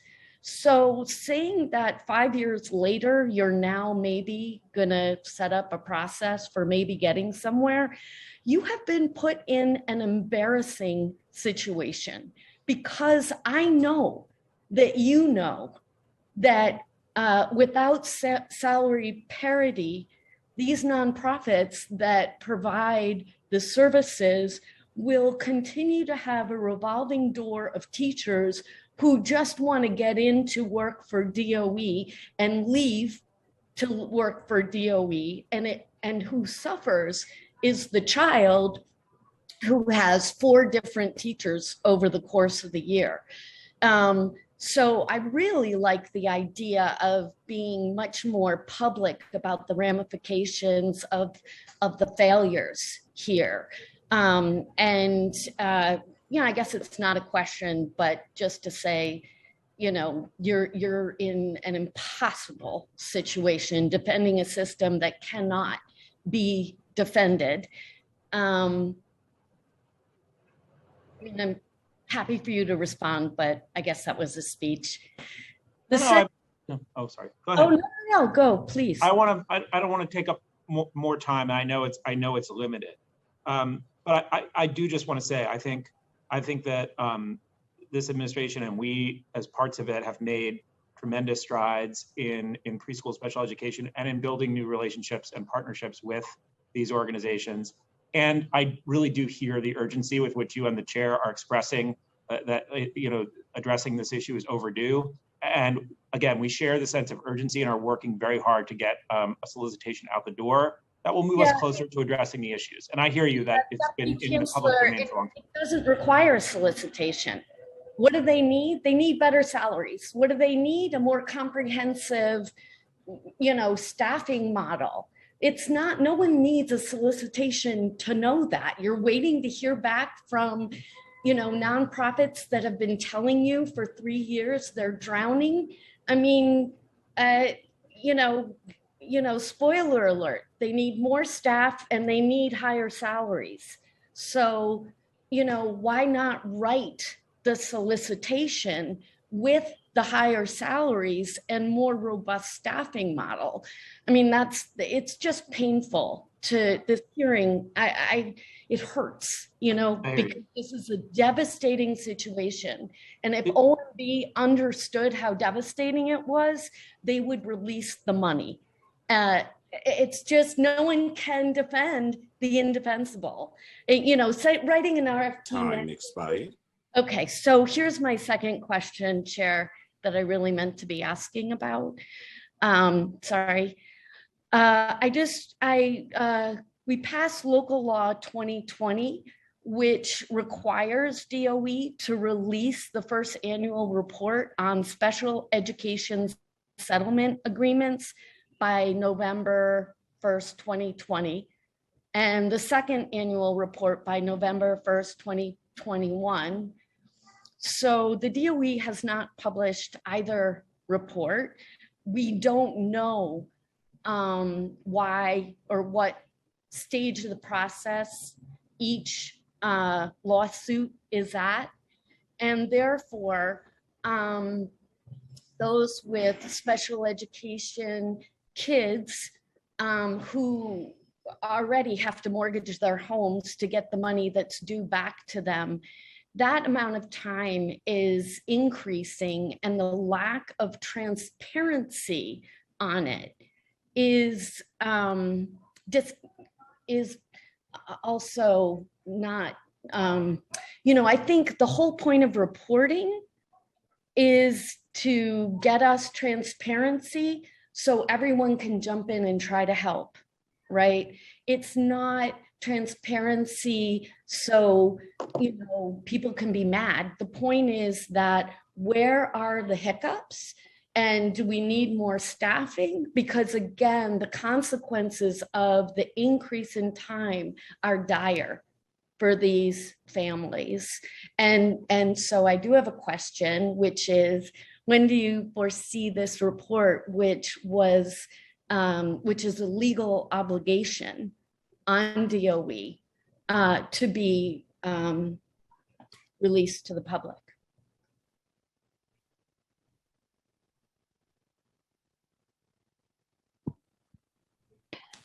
Thank you for the question, Council Member.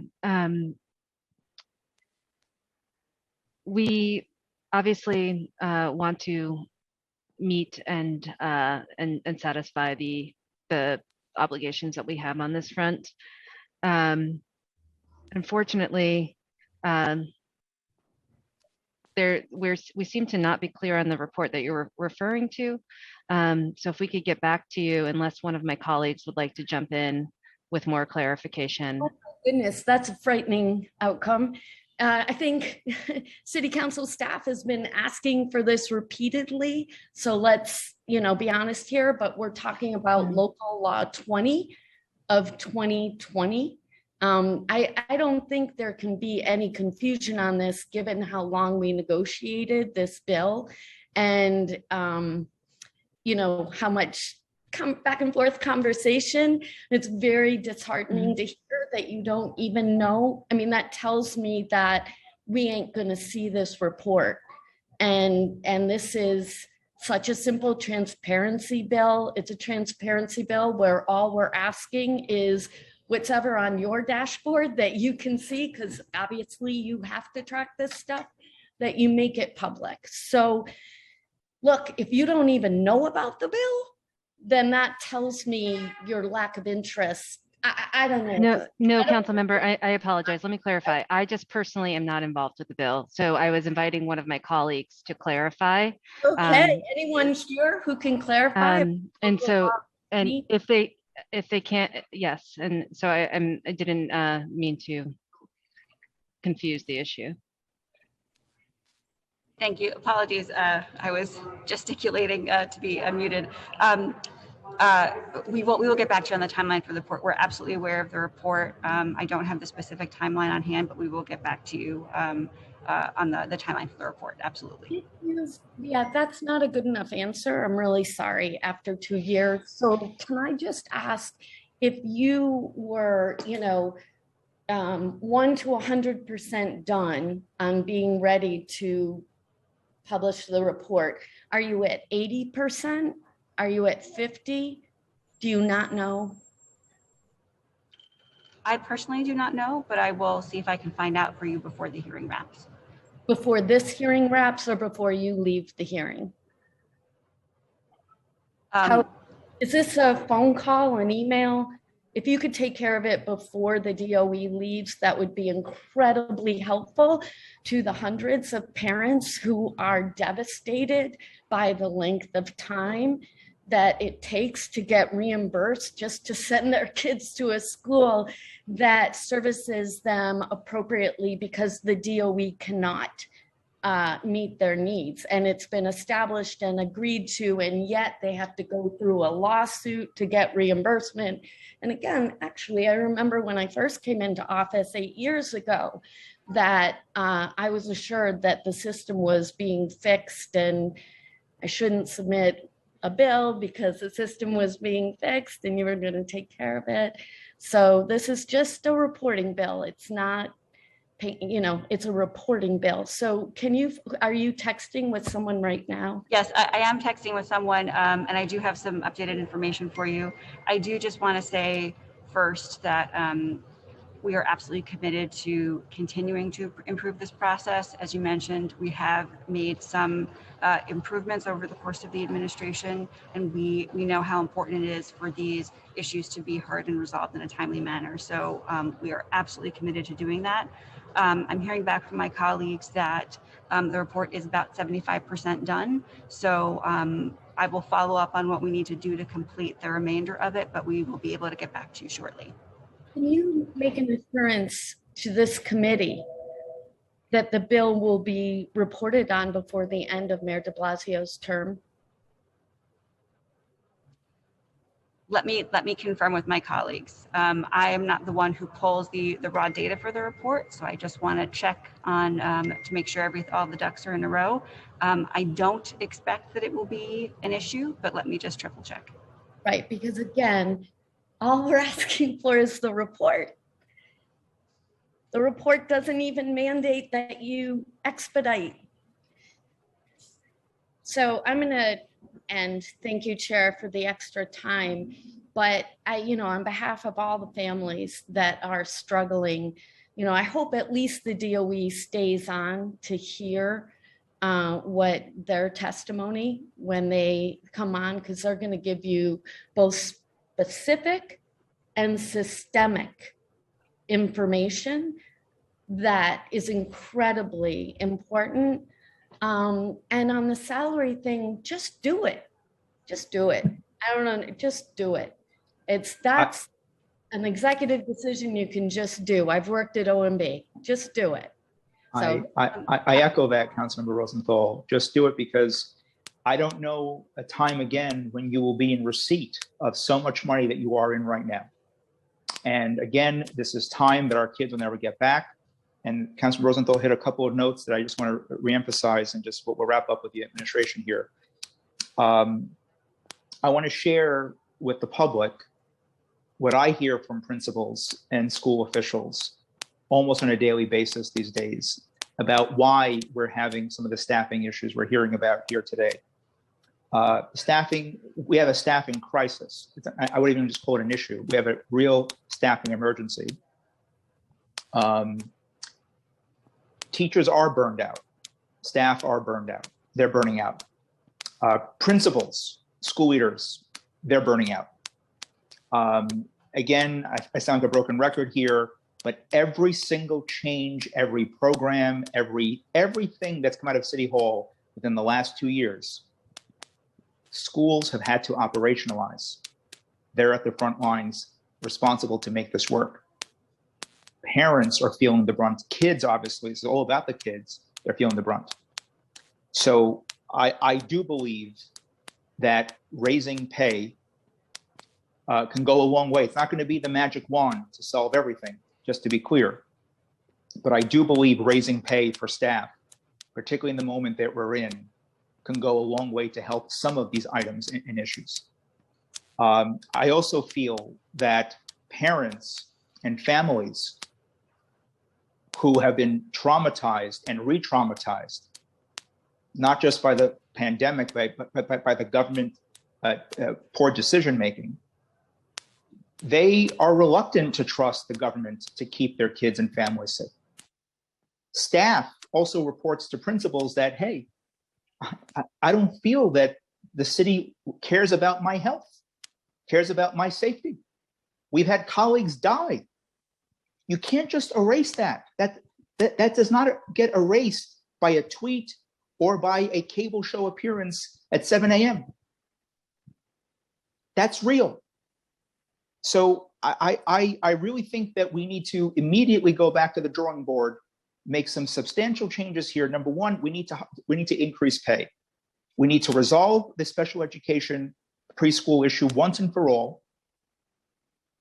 We need to increase pay for staff for the recovery programs, Saturday and after school.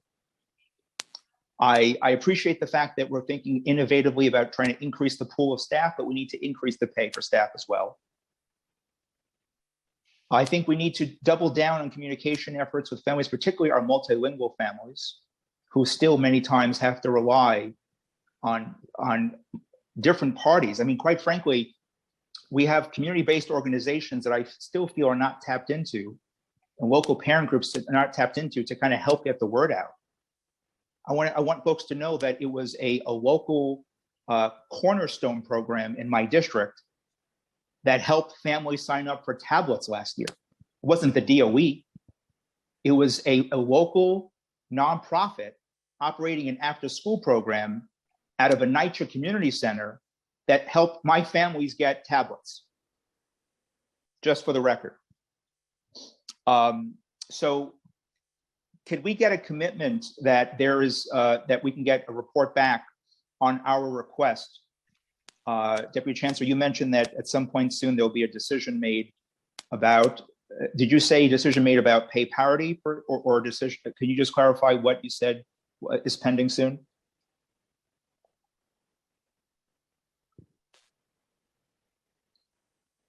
Can we unmute Deputy Chancellor Wallach, please?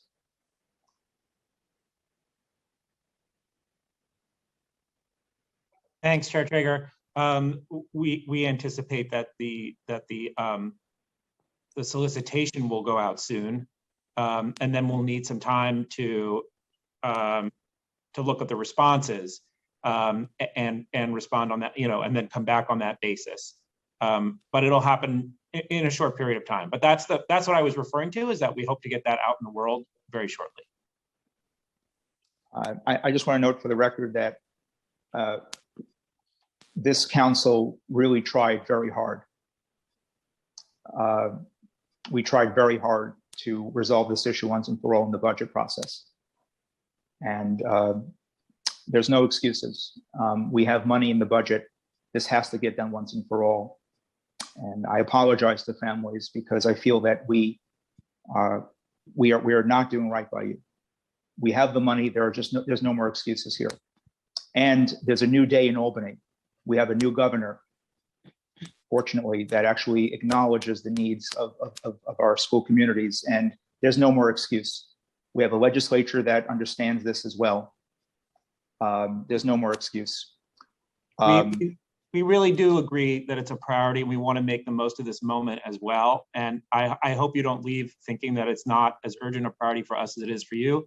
We're going to be Chancellor. I know that you know that. I am not. I'll be very clear. I hold the mayor, I hold City Hall accountable, because ultimately that's where the buck stops. We're under a mayoral control system. That's where the buck stops.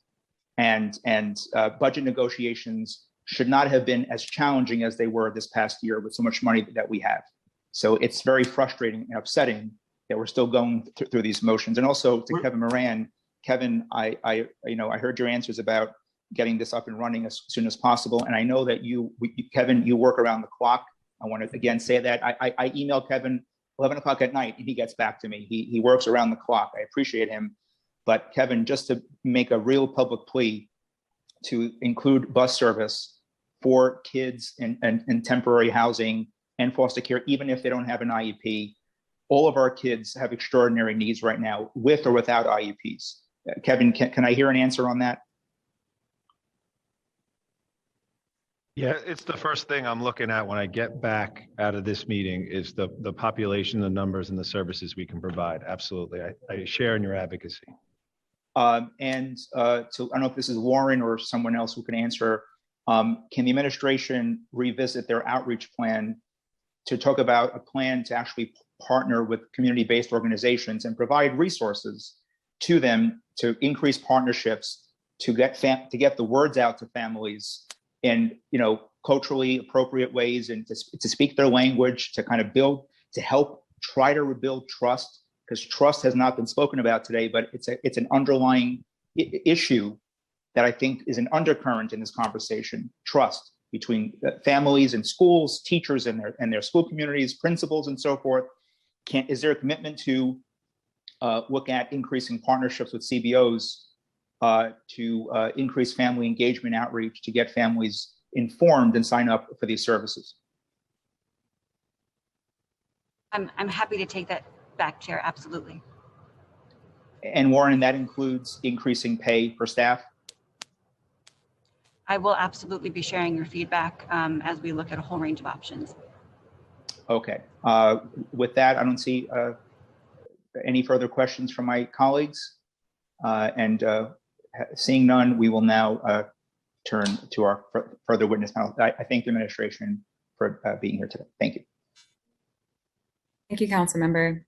I would also like to acknowledge that we've been joined by Councilmember Grodenchik. We will now begin public testimony. For our public panelists, after you are unmuted, please listen for the Sergeant at Arms to give you the go-ahead to begin your testimony. All public testimony will be limited to 2 minutes. Please do not read your testimony verbatim. All written testimony will be read by committee members and committee staff, so please be sure to email it to testimony@council.nyc.gov. Testimony will be accepted for 72 hours following the close of this hearing. The sergeant will prompt you when your 2 minutes is up. At that point, we ask that you please wrap up your comments so we can move on to the next panelist. First, we will hear from Lori Podvesker of Include NYC, followed by Maggie Mora, the Arise Coalition, Randy Levine, Advocates for Children, and Kate Hoy, AHRC New York City. Lori, you may begin. Time starts now. Hi, everybody. First and foremost, I want to thank Chair Traeger and your amazing supporting staff for your leadership and commitment to all our kids, but specifically the hundreds of thousands of students with disabilities. Our system is in a better place because of all of you. Thank you. I also feel a little pressure not to read my testimony because that's what I was planning to do, so bear with me. Sadly, much of what we have to say, we've said many times, and said it last at a hearing by the Education Committee of the Senate in October. It looked back at testimony from a year ago about remote instruction and the impact of COVID on our kids. And sadly, there are the same threads, which is communication with families and kids not getting the services that they're legally entitled to.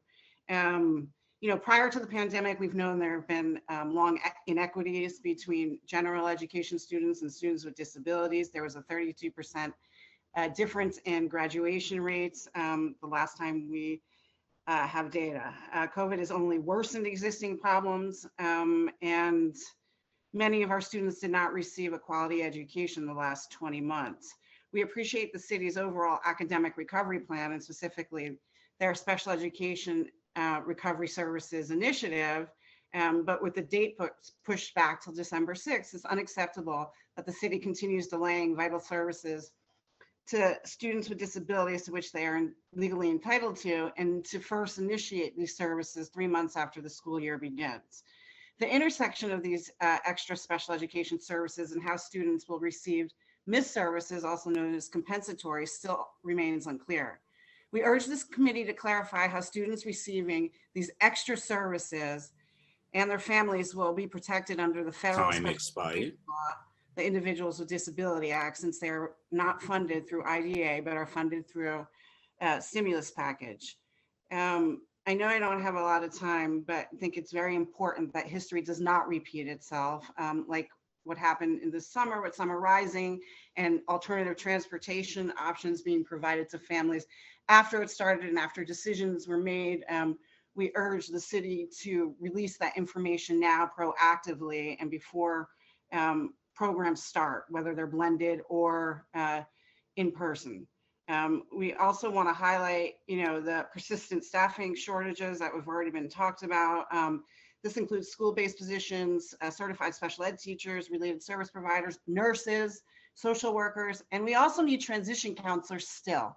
Very often we don't talk about transition counselors, but there has never been a more important time than now. I think about these services for my own son who's 19, and sadly, I've given up on the quality of instruction or his academics, but there is value in these services being in person, not only for the therapeutic aspect of it, but also for socialization and soft skills. And, this was one of the few opportunities the city created for inclusion, and that small group instruction could be provided to both general education students and students with disabilities together. But now that, the majority of these services are going to happen remote or blended, it's a missed opportunity. And again, these are opportunities for kids like mine and the hundreds of thousands of other students with disabilities to gain skills that'll help them become employed and integrated into the community. I've rambled. I just want to say thank you so much. Thank you, Lori. Next, we have Maggie Moroff. Time starts you. now. Thank you. Good afternoon. I am here today on behalf of the Arise Coalition. My written testimony covers special ed service delivery and makeup services, but for my time today, I'm just going to speak to the latter. Like Lori, all of this is going to sound very familiar.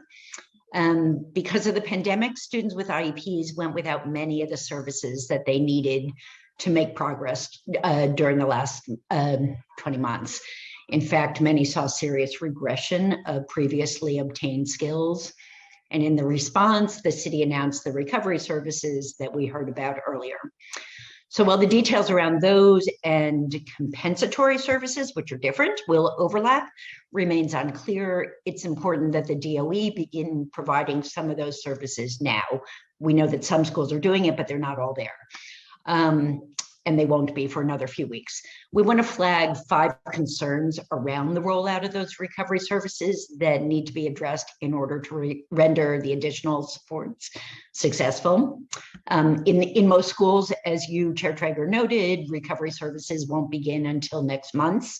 It should go without saying, but every day that passes widens the gap between students with disabilities and their peers. Those students need their services ASAP. There's also been huge inconsistencies in communication with families from school to school. We heard Christina Foti talk about how important family communication is. It's really, really important, and parents need to have the chance to help determine the extra support that their students will receive and that they require. It doesn't feel to us on the outside like that's happening. The recovery programs need to offer targeted, effective instructional interventions. So we were all told earlier that there would be literacy and math teachers at each school trained in evidence-based interventions, but that's been walked back. We're hearing that that's been compromised, and that's not okay, given what these services are supposed to do. Also, as you noted, prior to today, no busing had been promised for students who remain at their schools for recovery services. Without transportation, attendance will be impossible for many. I heard Kevin Moran on busing and Christina Foti on alternative transportation services earlier, and hope that what they said means there will be transportation services, and that's clear to families now as they're making their choices about whether or not to enroll their children in the recovery programs. We're going to be watching closely. I'm guessing you will too.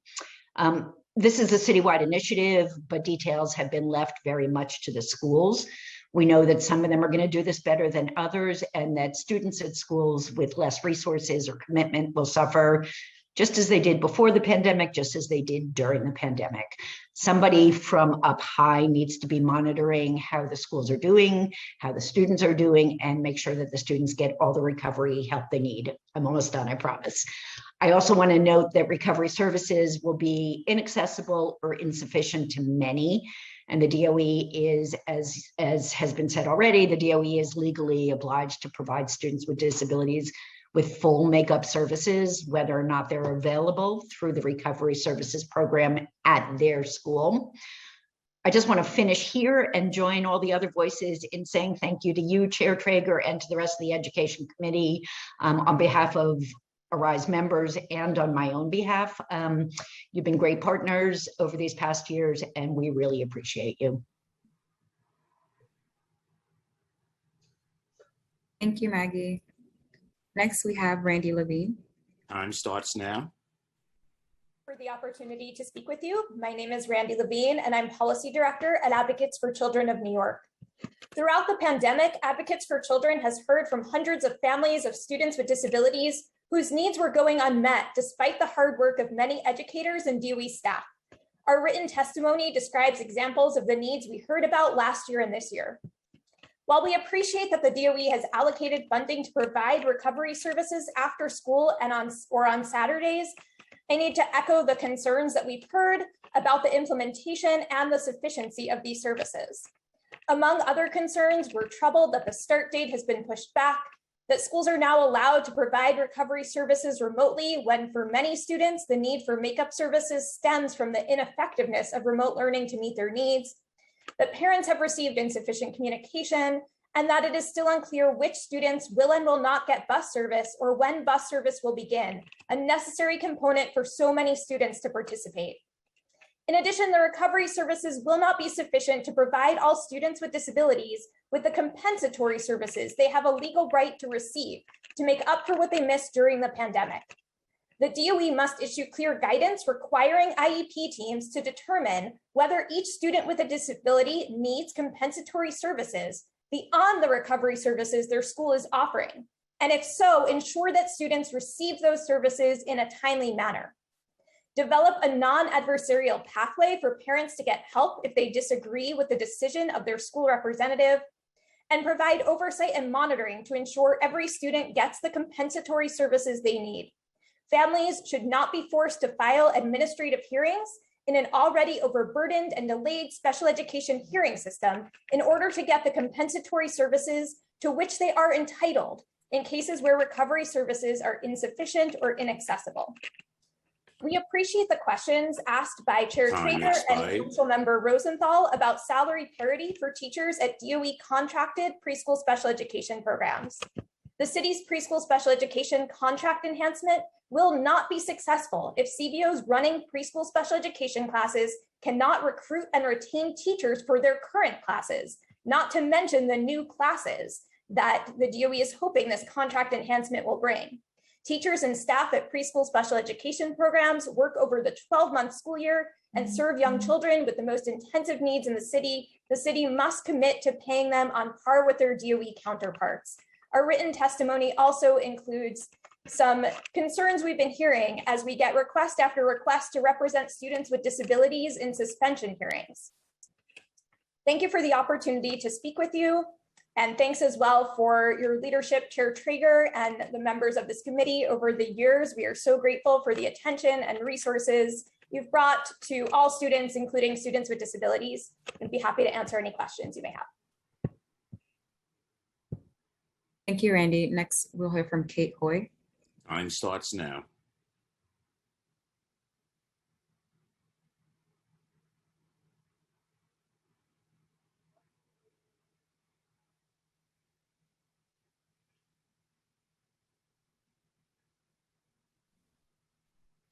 Okay, Kate Hoy, we will come back to you. Next, we will move on to Tom Shepard, Panel for Education Policy. Time starts now.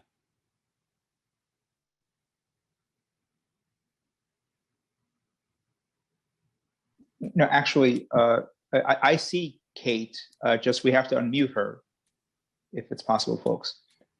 Thank you. Thank you. Yeah. Appreciate that, Chair Traeger. Thank you. Let me try again. Okay. Thank you, Chair Traeger. Hello, members of the committee. My name is Kate Hoy. I'm an education advocate for New York City students with disabilities. I'm a member of the Arise Coalition, proud resident of Greenpoint, Brooklyn for 17 years. Just want to highlight two items of critical importance for students with more significant disabilities, equitable funding for 853 and 4410 programs, and salary parity for preschool special education staff. And thank you for bringing much needed attention to these issues today. I'd also just like to offer my support for the testimony that my colleagues offered now. In June, the Senate passed 6516A, Assembly passed 8013. They both passed unanimously in the Senate and the Assembly. It's now waiting the governor's decision. Thousands of New York City school students classified with autism, intellectual disabilities, learning disabilities, emotional disturbance, and more are educated in these highly specialized, publicly funded schools. They are called approved non-publics. They are accessible only to students who are recommended and placed by the local Committee on Special Education and Central Base Support Team. These essential schools serve students with the most significant disabilities, and yet they are severely and chronically underfunded. Many are closing. Many schools are struggling with a 30 to 40% vacancy rate for certified special education teachers, in large part because the state does not equitably fund salaries and tuition to support the retention of highly trained teachers and experienced staff members. I hear from parents every day. They don't know what they're going to do. This issue is fixable, but the time is of the essence. It may be too late for the council to pass a resolution in support of the bill, but I ask council members please to urge Governor Hochul to sign the bill in support of tuition parity for students at Expired. and 4410 programs across New York City and state. I also ask council members to urge the mayor to commit to salary parity for 4410 program teachers and staff at preschool special education programs as part of the contract enhancement that you discussed at length today. And I just want to thank the committee again for the opportunity to testify. And I didn't see Council Member Levin here today, but I just want to thank him also for his service to the committee and to New York City's children, and to thank him for his service to District 33. So I wanted to wish him well. Thank you. Thank you, Kate, for your testimony. I would like to remind council members who have questions for a particular panelist to use the raise hand function in Zoom. You'll be called on after the panel has completed its testimony in order that you've used the hand raise function. I would also like to remind members of the public that we are asking everyone to give highlights of their testimony within the 2-minute time span allotted for everyone. Your written testimony in full should be emailed to testimony@council.nyc.gov. Testimony will be accepted for up to 72 hours after the conclusion of this hearing. And we will now begin our second panel. Our second panel will include Tom Shepard, Panel for Education Policy, followed by Ellen McHugh, Citywide Council on Special Education, Paulette Healy, CCSE and Parents for Responsive, Equitable, Safe Schools, and Jennifer Choi, Parent Advocate Special Support Services. Tom Shepard, you can begin. Time starts now. Thank you. I want to, thank you or thank Councilmember Traeger, Councilmember Riley, Councilmember Rivera, and members of the committee for allowing me to speak today. I would respectfully ask that if we're having a conversation about the impacts of education on our children, that the direct representative for those parents be given a little bit more than 2 minutes to speak. It's just a respectful request. You got it.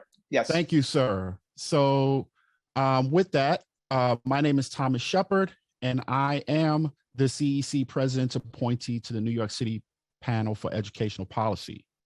I wanted to thank you for allowing me to testify today, and I am here as a voice for thousands of parents across this city who have been demanding a remote option for their children since May 24th, when Mayor de Blasio announced on CNBC, by the way, that schools would be reopening in September with no remote option for students. I'm really sorry to sound harsh, but I've heard the DOE dodge numbers all morning. But I wanted to start with a really specific number, 8,633. That's the number of confirmed COVID-19 cases that have been reported in New York City public schools since September 13th. I started there because some would use that numerator over a denominator of 1+ million school system of teachers, students, principals, and staff to downplay the seriousness of what we're witnessing. And I'm here to explain the impact on our lives. With hundreds of new cases reported every day, parents are rightfully concerned that their children's schools Time are unsafe. expired. I have been hearing stories from parents who are justifiably fearful that changes in policies would now allow classrooms in schools to remain open when they would otherwise be closed, placing their families at risk. I am terrified that a completely subjective, widespread transmission policy that kept PS 166 in Queens open until there were almost 36 cases reported in 2 weeks. I am deeply concerned that staffing shortages have created environments where school administrators have to make impossible choices. By the way, I'm one of those 8,633 positive COVID cases. Test and Trace showed up at my door and gave me notice literally 5 minutes before the October 6th panel meeting. I had to quarantine myself during that time or during that meeting and separate myself from my family for 10 days. And I did that because a school delayed reporting of a positive COVID-19 case for almost a week, placing an entire school community at risk and placing me and my family at risk. And having personally lived through that experience, I'm angry that parents are being coerced into unenrolling their children from school and having ACS cases put on them for educational neglect. I am profoundly saddened that a child has died because of COVID-19 since the start of this school year. I believe this environment exists because Mayor de Blasio and the Department of Education has refused to allow a remote option for our children. In desperation, parents have worked with this committee to call on the DOE to implement a remote option. I would like to publicly thank all the members of this committee and the majority of the City Council for standing with parents. But it didn't end there. Parents have also worked with Senator John Liu and Assemblywoman Natalia Fernandez to introduce 7381 and 8283, requiring the Department of Education to provide a remote learning option to New York City public school families when the transmission rate is at a substantial or high level. I respectfully ask that the committee unanimously adopt the resolution calling on the state legislature to pass this and Governor Hochul to sign 7381 and 8283 into law. In closing, I would like to leave everyone with this. COVID-19 has been traumatic for all of us. The past 20 months have brought disruption, pain, suffering, and loss to New Yorkers from across this city. Some have been able to recover, but others are still struggling. This is not about politics. It's about people. We'll get through this if and only if we support each other through it. And that support includes having a remote option for our students and families. Thank you. Thank you, Tom. We will now hear from Ellen McHugh. Time starts now. Good morning or good afternoon, however it works. I'm here as a representative of the CCSE, although I am not speaking for the CCSE, because we have had discussions, but we haven't come up with a unified statement. A unified statement will be sent within the next 72 hours. I also want to remind the council that when elections occurred for Tom Shepard's position on the PEP, the citywide councils, 4 of them, were not allowed to vote because the DOE's interpretation was that the law said CECs will vote, not citywide councils. I'm also here to echo the concerns raised by my colleagues, including Kate Foy. Our 4410 schools are in great danger, and without any sort of assistance from either the state or the city, they will be seeing cascading closings, 90-day notices that the schools will be shut down or ending in June. The other part of this, and as it's been said before, is the lack of communication. It is a serious issue. There is an existing network. Each of the 32 CECs has an IEP representative. There are two councils, District 75 and the CCSE, who provide information and referral and resources to families. To the best of my knowledge, at no time were any of those councils or council members consulted as they should have been in the development of the programs. No one is saying that we would have disagreed with the programs, but creating these programs required parental input, and it was denied. There is already, as I said, a network Time expired. poorly used by the system that created it. I don't know how else to say it, but the DOE ignores the very people that they insisted on putting on these councils. A written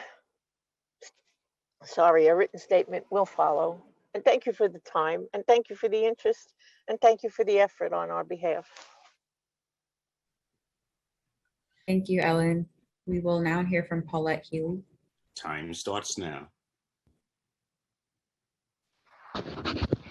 Hi, can everyone hear me? Okay, great. Yep.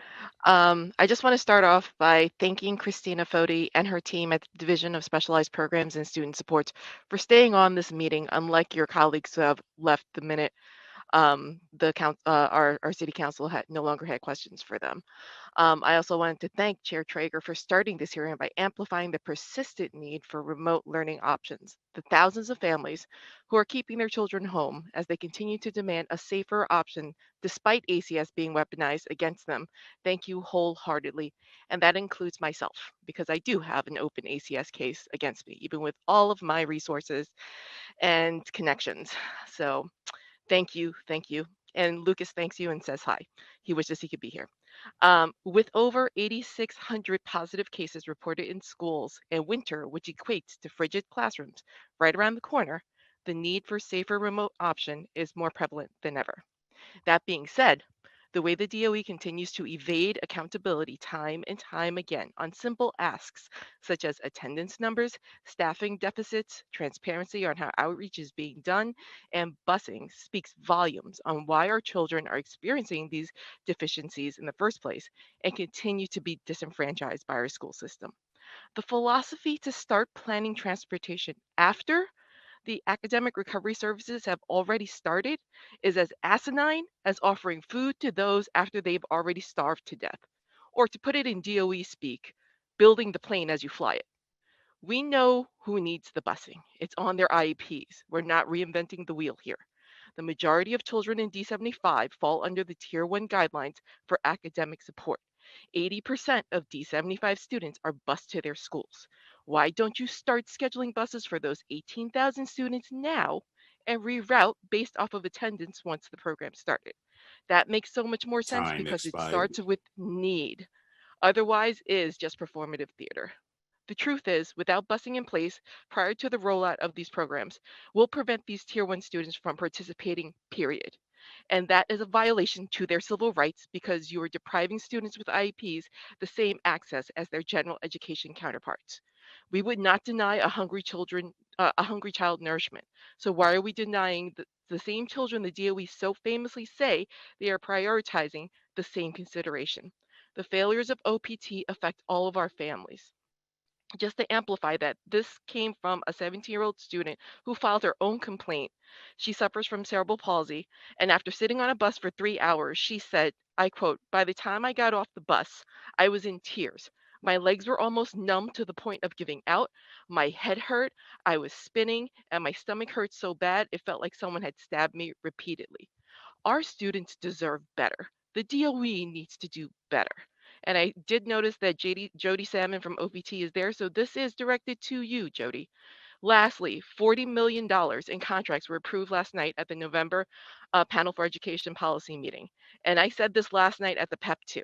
Hundreds of families are still waiting for reimbursement for transportation needs since the abysmal rollout of pupil transportation from Summer Rising and D75 summer session.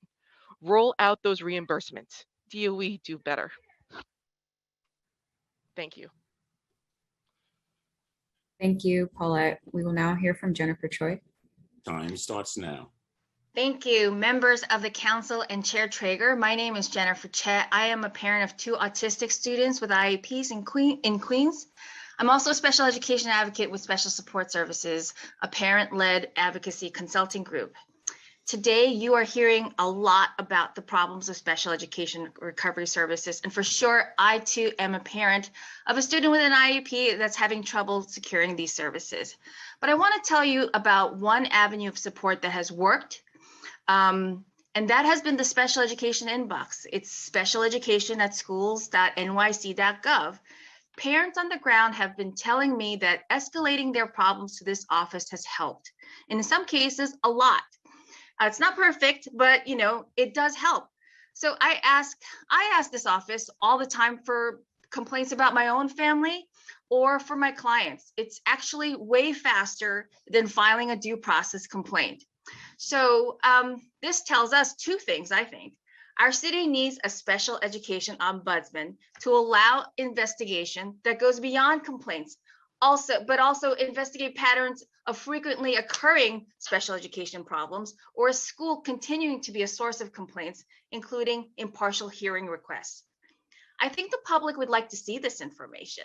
Additionally, if the city wants to say that students with disabilities are at the forefront of their agenda, then we need the head of special education at the deputy chancellor level, like it used to be before Richard Carranza became chancellor.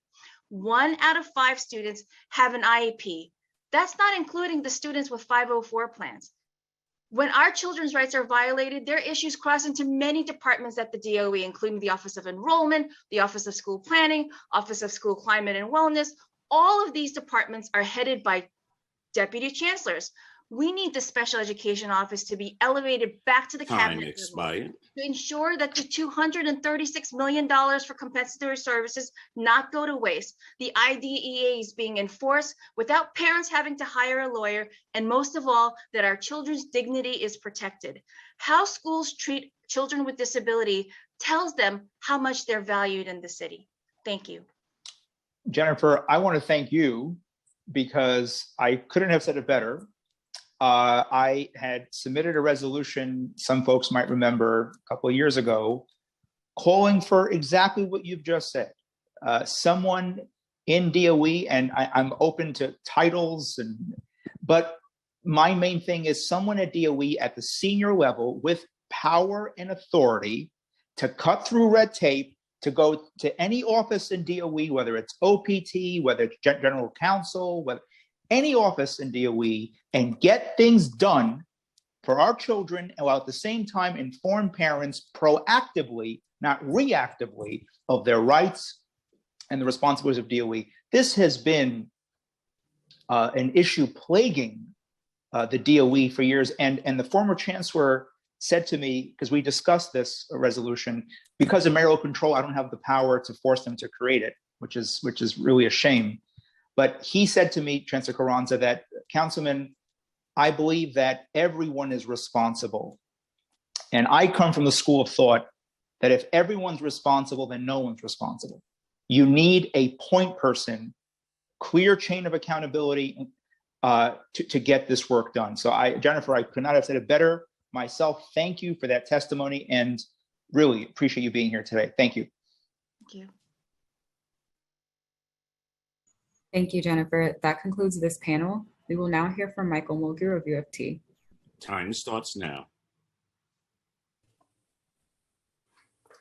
Good afternoon, and thank you so much for having this. And I really, I am with you, Chair Traeger. I thought Jennifer Choi's testimony was spot on, because this isn't just about special ed recovery. Special ed recovery has been well documented. It is not working. The idea was correct. We spent hours and hours in July and August laying out an entire year plan on how to deal with what we felt was coming, which was our children with IEPs having even more damage. That was our educational judgment. There could be a real issue where there was more damage there, and we needed a special ed recovery program. It was supposed to start in a very slow way with a lot of training in the end of August, beginning of September, actually starting engaging in each of the students, But instead, what happened, it's been all consolidated into a very short period of time, as if it was done for a political need to say, check the box, we did that, instead of actually doing it in a thoughtful way that both the UFT, the CSA, Mark Cannizzaro and his team, we all worked on this together, and all of the things, the timelines we worked on were thrown out the window within 2 weeks of the school year starting. And it was set up to, in the way the timelines had changed, knew it was not going to be successful. But we're still going to continue to do this work despite all that's been thrown at us. But as I said, this goes a lot deeper. There is a reason the state has us under a corrective action plan for special education. And I can tell you all right now, we have already the same number of valid complaints in less than a quarter of the school year than we had all of last year. And you would think, oh, last year was hybrid remote. No, the services still had to be delivered. And there were quite a few issues because it was how we were delivering the services, what was legal, and all those things were questioned. We already have the same amount of valid complaints as for all of last year. So I appreciate this hearing, and I loved what Jennifer Choi said. She is correct. We need an independent person to be looking after the special education, because we're about to get, as a school system, in a lot of trouble. We're under a corrective action plan, and things are getting worse, not better. And President Mulgrew, I want to take this time to thank you and your members, and I want the public to kind of hear why on this issue. We've heard a lot from UFT members, obviously, about working conditions and unsafe conditions, issues of COVID and so forth. But the cases that I get, many cases that I get of children not getting the bus service, buses coming late, buses missing, certain staffing issues plaguing the schools. A lot of it comes from UFT members. A lot of it comes from UFT chapter leaders and so forth, who are going above and beyond their services for their own profession, but fighting for kids and families throughout the school and their districts. So on behalf of certainly of this committee, I want to thank you and the UFT for not just fighting for your members, but really this is about the children and the neighborhoods and our families. So I want to thank you, Mr. President Mulgrew, for that. And I'm glad you brought that up, because let me tell you, our members do this, and believe me, there is a lot of retaliation for members who bring these things to the forefront. And that's why we have a union. But there should never be retaliation when somebody is saying a child is not getting their services. There should be, how do we get the service? But the system would rather squash the complaint about a child not getting their service rather than deal with the service for the child. And that's what's wrong with it. That's why an ombudsman or something like that is a very, very good idea. Yeah, it was the UFT members that brought to my attention. There's a D75 school in my district where a bus company didn't show up several weeks, almost no accountability, and they went above and beyond. They brought it to my attention. I called Kevin Moran, and that company is now being assessed some financial penalties. And that was because brave union folks, brave teachers went above and beyond their responsibility to make sure that got out there and we held them accountable. So I want the public to know that. Thank you, President Mulgrew, for your words to leadership as well. Thank you.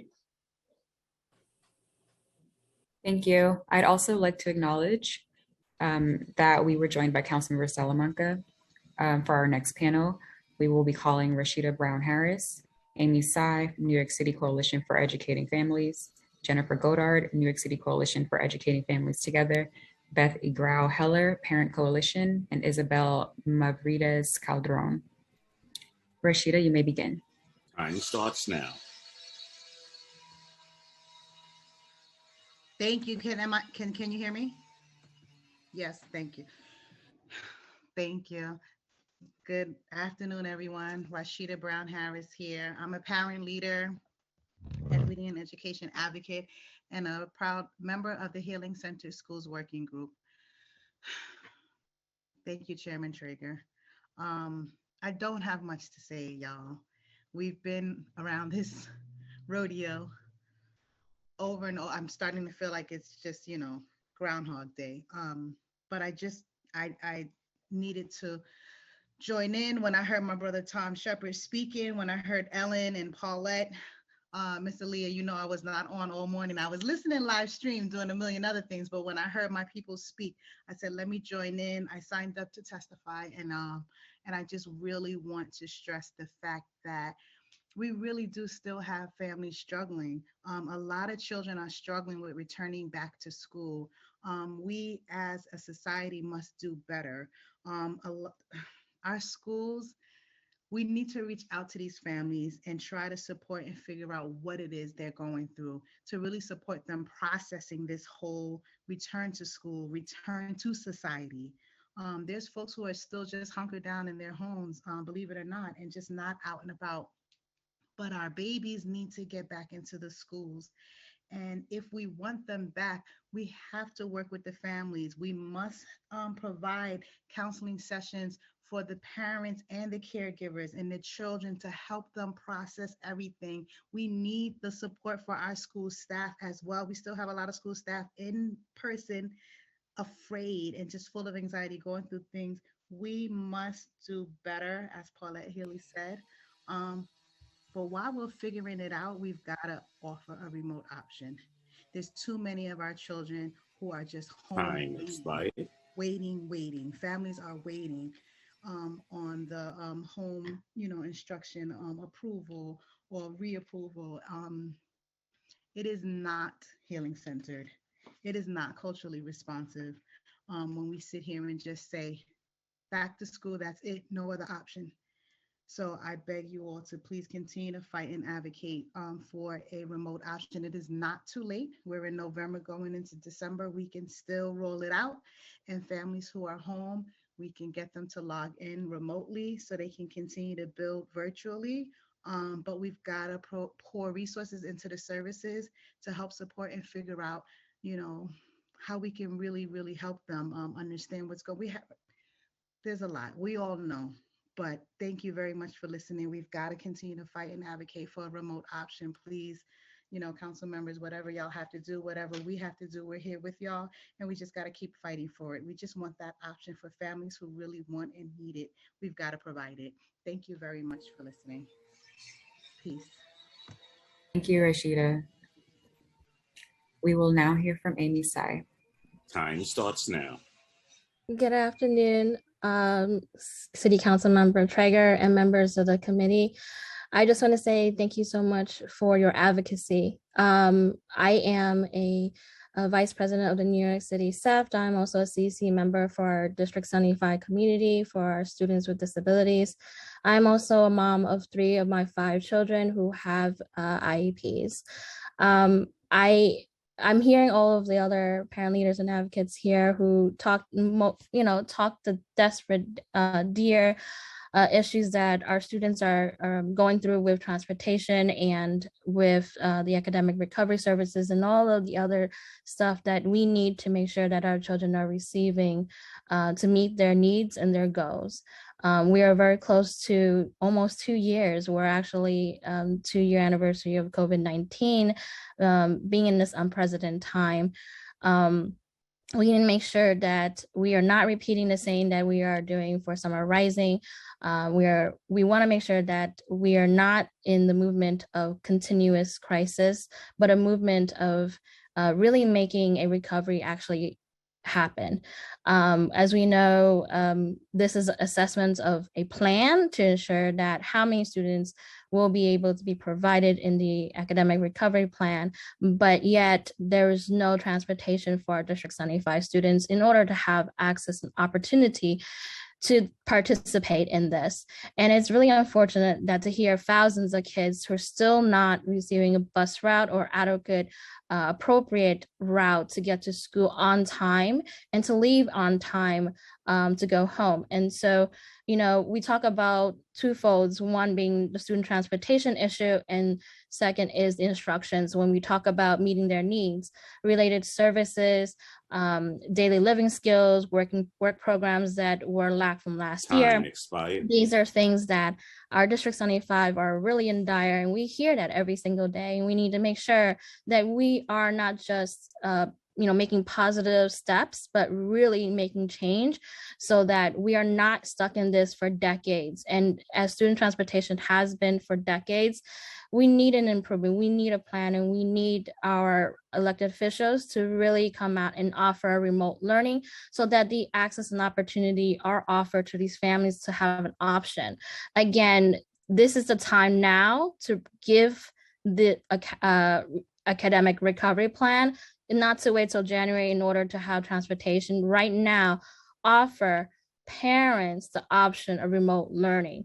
If these children can benefit after school or Saturday for remote learning, the maximum number of time, not just 10 hours for the entire 3 to 4 months, that's not enough. So I appreciate you hearing me today in this space. Thank you for your advocacy and your leadership, and have a good day. Thank you, Amy. I'd also like to remind council members, if you have any questions, please use the hand raise function in Zoom. I will now call on Jennifer Godard. Time starts now. Hello, can you hear me?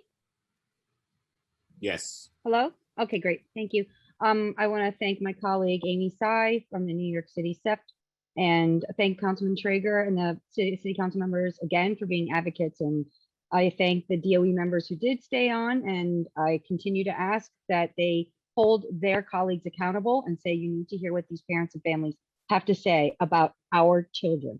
So I applaud the city council also for the resolution and hope that New York State legislature will pass them and the governor will sign the bill requiring a remote learning option for any school district in a high transmission area. The remote learning option would solve so many of the problems that we've discussed ad infinitum in these settings. Being in remote helped my medically fragile 5th grade son excel while remaining safe and receiving his mandated services from his IEP last year until this year when the mayor refused to offer the remote learning option. So he's been in medically necessary instruction that the DOE has provided since September 13th. And despite assurances from the DOE that this program would be expanded beyond the 1 hour per day of instruction that he receives, it has still not been expanded. And I've had to compensate for his learning loss by paying for classes through outschool.com. And I only just recently received vouchers, me, the parent, to secure mandated services for him for his IEP. And only after I asked about these services, where are they? I've heard nothing about compensatory services, even though he's been in school 48 days and he's missing 15 hours of mandated services. And I'm very confused as to why, if he's in a DOE program, why he wasn't automatically being provided these services. Why wasn't this prepared? Why is it my responsibility? In addition to the insult of a paltry 1 hour per day, now I also have to go out and look for the speech language therapist and the counseling and the at-risk.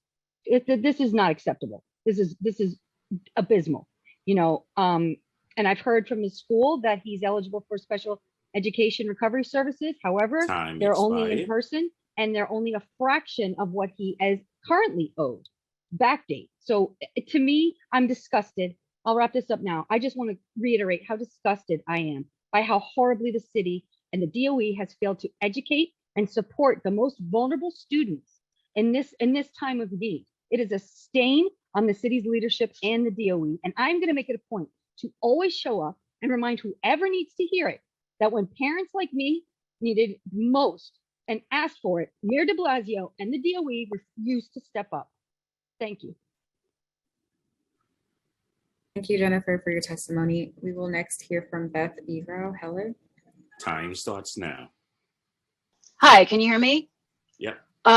Thank you, Jennifer. You actually made me cry. I want to thank Chair Traeger. You have been incredibly pointed in your questions, and I sincerely appreciate you and all the efforts that the council members have made today and to date and today to hold the DOE accountable. And I also echo everything every advocate and every parent has said thus far. I can only speak about my experience. My son is almost 11. He's a 2E learner, a 6th grader attending a DOE approved non-public school in Queens. We are profoundly grateful for his placement at this school. We were always worried about the distance of him getting there from where we live in Brooklyn, and it has been problematic. For the past 2 years, he's endured 7 a.m. pickups, excessive ride times of 2 hours or more, routes with stops to disparate neighborhoods, recent changes to his bus route, Joe Faz 829. They've been myopic, benefiting one child while negatively impacting multiple children on the same bus. Recently, it's basically a proverbial game of whack-a-mole, and the route has since been combined with another. Because I'm a squeaky wheel, and I have a history of being a squeaky wheel in District 13, I've documented all of my problems with the OPT, the Office of the Public Advocate, everyone I can possibly find and think of within the DOE and OPT. Of course, his school administrators, I'm in constant contact with them. But I have to say, our dedicated OPT rep that our assistant principal deals with, I hate to say it, the man is feckless. And I don't say that lightly. He comes up with myopic solutions. There is zero communication, and there is no escalation within the DOE. You get sent into a vacuum and have no idea who you can turn to. You feel as if you're screaming into the wind to just try and get your child to the school that the DOE has agreed to send them to give them their mandated services that they are entitled to. I'll be quick, I promise. So the latest solution is that I was offered Ubers to school by Limosys, which is part of the Access-a-Ride. I can't tell you how frustrating this is and how much money it wastes. Not only am I dealing with a different car every day, I'm getting into a different Uber driven by a different driver. They can refuse the drive, the call and not show up, or I'm dealing with a car service, don't know where they're coming from. Generally speaking, the drivers have been great, but I had one without a mask. I had one who was a dangerous driver and his car was filthy. Not to mention, I have to go with my child. I have to be in the car on 4 legs, there and back, twice a day. I spend 4 to 5 hours in the car, and I cannot pursue my livelihood, which I was not able to do during COVID because I'm a freelance photographer. And now I can't pursue it. I had hoped to do that since he is now able to get vaccinated. So I am not able to make a living in the way that I choose. So there's safety, there's my inability to work. There's also excessive cost. There was a no-show just yesterday afternoon, stranding me in Queens. I had to call an Uber myself. Unfortunately, I have the means and ways to do that. It cost $60 before I gave the driver a tip. So if the DOE is sending my child to school back and forth, and they send 4 cars to get me there back and forth, that's $240 a day. Times 180 days in the school year, that is $43,200 for an academic year to send one child to one school from Brooklyn to Queens. That is an enormous waste of money and taxpayer dollars and resources. And as we are obviously now going to be in wash in funding, there has to be massive oversight. There also needs to be oversight of the bus companies. Are they fulfilling their contracts? Are they paying their drivers and matrons and paras a living wage? These are all questions that have to be answered. And given the responses from the DOE, I have no idea who's going to provide that information. I wholeheartedly support an ombudsman and someone who can hold all of the different disparate communications that need to happen, hold all of the departments within the DOE and OPT accountable. Everybody is siloed. Decisions are random, myopic, and there is no communication. Lastly, the administrators at my son's school, one, they can't take a public face on this because most of the students come from the general population of parents, by the way, who can't afford to spend $70,000 on a private school and wait 3 years for reimbursement. The DOE has agreed to pay for these schools, and our schools can't be perceived to bite the hand that feeds them. But more than that, our administrators who are specialized in working with special needs children are being taken away from that task by having to deal with the ceaseless and pointless, consistent problems with busing. So obviously, our children's rights are being trampled on, both their civil rights and their disability rights. And the bottom line is they are entitled to their education and they are entitled to the services that they need to be fully reach their potential, and also to maintain the well-being of our families. Families haven't even talked about the struggles that they have raising children with special needs. So I will end here. I have more that I could say, but it's in my testimony and I will send it. Again, I sincerely appreciate what everyone has said here today, and I implore you, fix this. If we cannot take care of the most vulnerable among us, What does that say about us as a society? We would be lost if we don't take care of our children, all of our children.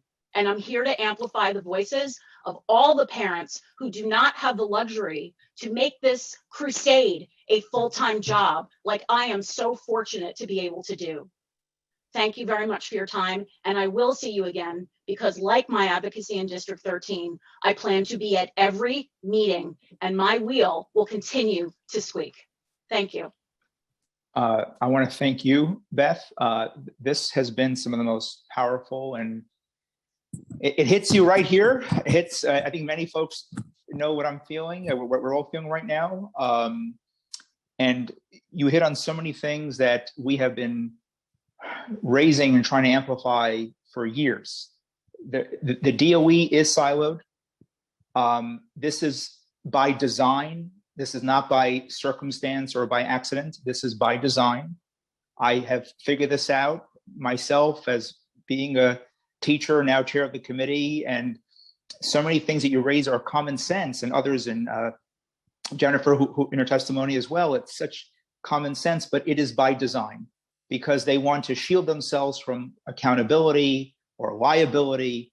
And we, in reality, and I said it before during the exchange with the administration, we have a system that basically a budget is deciding on what services we're giving kids rather than the needs of children deciding what budget we're going to have to meet the needs of our children. They don't have an excuse anymore. We are in receipt of billions of dollars, more than we've ever had. More is coming for education. There's no excuse. And I firmly agree with you and others who have said we need that senior level position that is empowered with the power to go into an office and say this has to get done, not please work on this or please call this person. Get it done. And how are we proactively communicating with school families across the city in languages they speak, meeting them where they're at, informing them of their rights. In my district, we actually supported in a school, PS 212, something called an IEP binder party.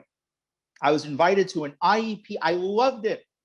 Families from across my district, different languages and so forth came out, and there's an organization that helped run the workshop.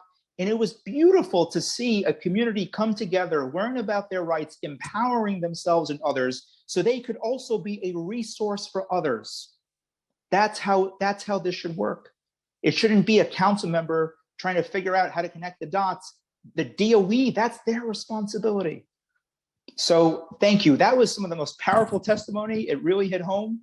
I want to thank you very much, Beth. And please keep showing up, keep speaking up, because we hear you and we will get this done. I'm a believer that we will get this done. Thank you all. Thank you. We will now hear from Isabella Mavides Calderon. Time starts now. Thank you so much for having me, and thank you so much to Chair Traeger and the Committee on Education for holding this incredibly important hearing. I'm Isabella Mavides Calderon. I work for the nonprofit Patients Rising. I'm a disability rights activist, but most of all, I'm a high school student that lives with chronic illness and disability myself. I strongly support the resolution to keep a remote option during this pandemic, but I also believe that we need a remote option beyond this pandemic for the sake of accessibility.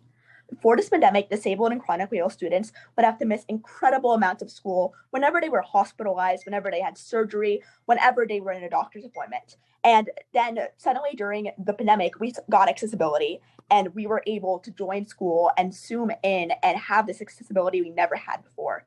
The graduation rates for disabled students are much lower than non-disabled students. And this is partially because they don't have an option to be with their classmates and peers. But with remote learning, we got that. But now we're reverting back to our old patterns and we are ripping this accessibility away from disabled students. What they're getting now, home education, hours of school completely separate from their peers, is not the least restrictive educational environment. IDEA mandates disabled students are educated alongside non-disabled students to the maximum extent possible. And this is not what's happening anymore. Before we now know that there is a better option. We know that we can have remote or learning. And by not providing this, we are not following the spirit of IDEA.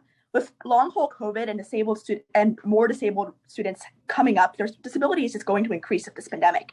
And now more than ever, we need to be supporting the most vulnerable students. We need to keep remote options. We can do better. We know this is possible, and we are leaving behind the 1 in 4 people who are disabled by not keeping a remote option permanently. Thank you so much to all the parents advocating, everyone here. Your testimonies are so powerful, and this is how we are going to make change. Thank you. Thank you, Isabel. That concludes this panel. Again, council members, if any of you have questions, please use the Zoom hand raise function. We will now move to the next panel. It will include Jennifer Rodriguez of Collaborative for Inclusive Education NYC Charter Center, Sade McCaw, Opportunity Charter School, Jacob Kapustin, Knowledge Road, Gianna McGinnins, Lauren Clavin, and Eileen Izari Ramirez. Jennifer, you may begin. Time starts now. Yeah. Good afternoon, Chair Traeger and members of the City Council. I'm the Inclusive Education Specialist at the Collaborative for Inclusive Education within the NYC Charter School Center and a career special educator. Thank you for the opportunity to present testimony today. Currently, we have 272 charter schools representing over 26,000 students with IEPs. The DOE is the LEA for NYC charters. Currently, the DOE contracts with agency providers that work directly in charters to provide related services.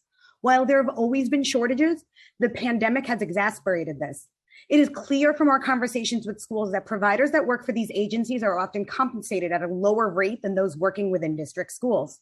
This pay disparity disincentivizes agency work and has led many providers to leave for more permanent positions, creating a system where students with disabilities enrolled in a charter are inherently at a disadvantage due to the likelihood of them not receiving services or services being of subpar quality.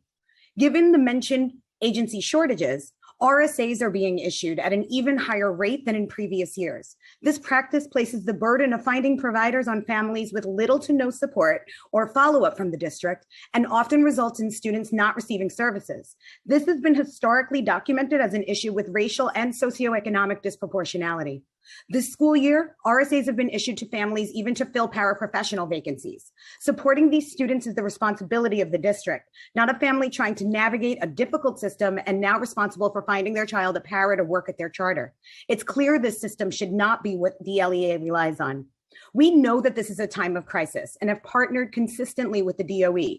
We would also like to partner on accountability to ensure that all students under the same LEA are guaranteed FAPE. We ask that the same data that is available on district school special education services be made available to all about the provision of services for charter students. We hope that coming out of COVID, there will be a real opportunity to strengthen partnership between the DOE and charters. We'd like to seize this opportunity to bring back and strengthen the district charter collaboration that has been steadily pulled back under the current administration to ensure students with disabilities disproportionately impacted by this pandemic get all they are entitled to. Thank you so much for hearing us today.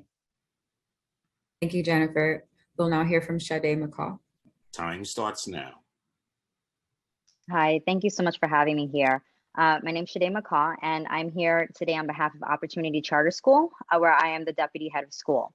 Opportunity Charter School, or OCS, is a school located in Harlem, grades 6 to 12, and our student populations, we serve 65% of our students have disabilities. And additionally, 88% of our students are economically disadvantaged. Our students require a great level of academic and emotional support, which is why we have 1 social worker per grade level, 1 learning specialist per grade level, small class sizes, and also a school psychologist. As a charter school, we're able to provide students with more specialized services that has been reported public schools aren't able to provide, such as counseling, speech, occupational therapy, and physical therapy. Based on our experiences since March of 2020, we found it's deeply important for our students to be in the classroom. Our teachers work tirelessly to provide an experience to in-person learning, with all classes conducted with live instruction during the peak of the pandemic. Just last year, 92% of our seniors graduated on time. This was because of their fierce desire to learn and our teachers' incredible support.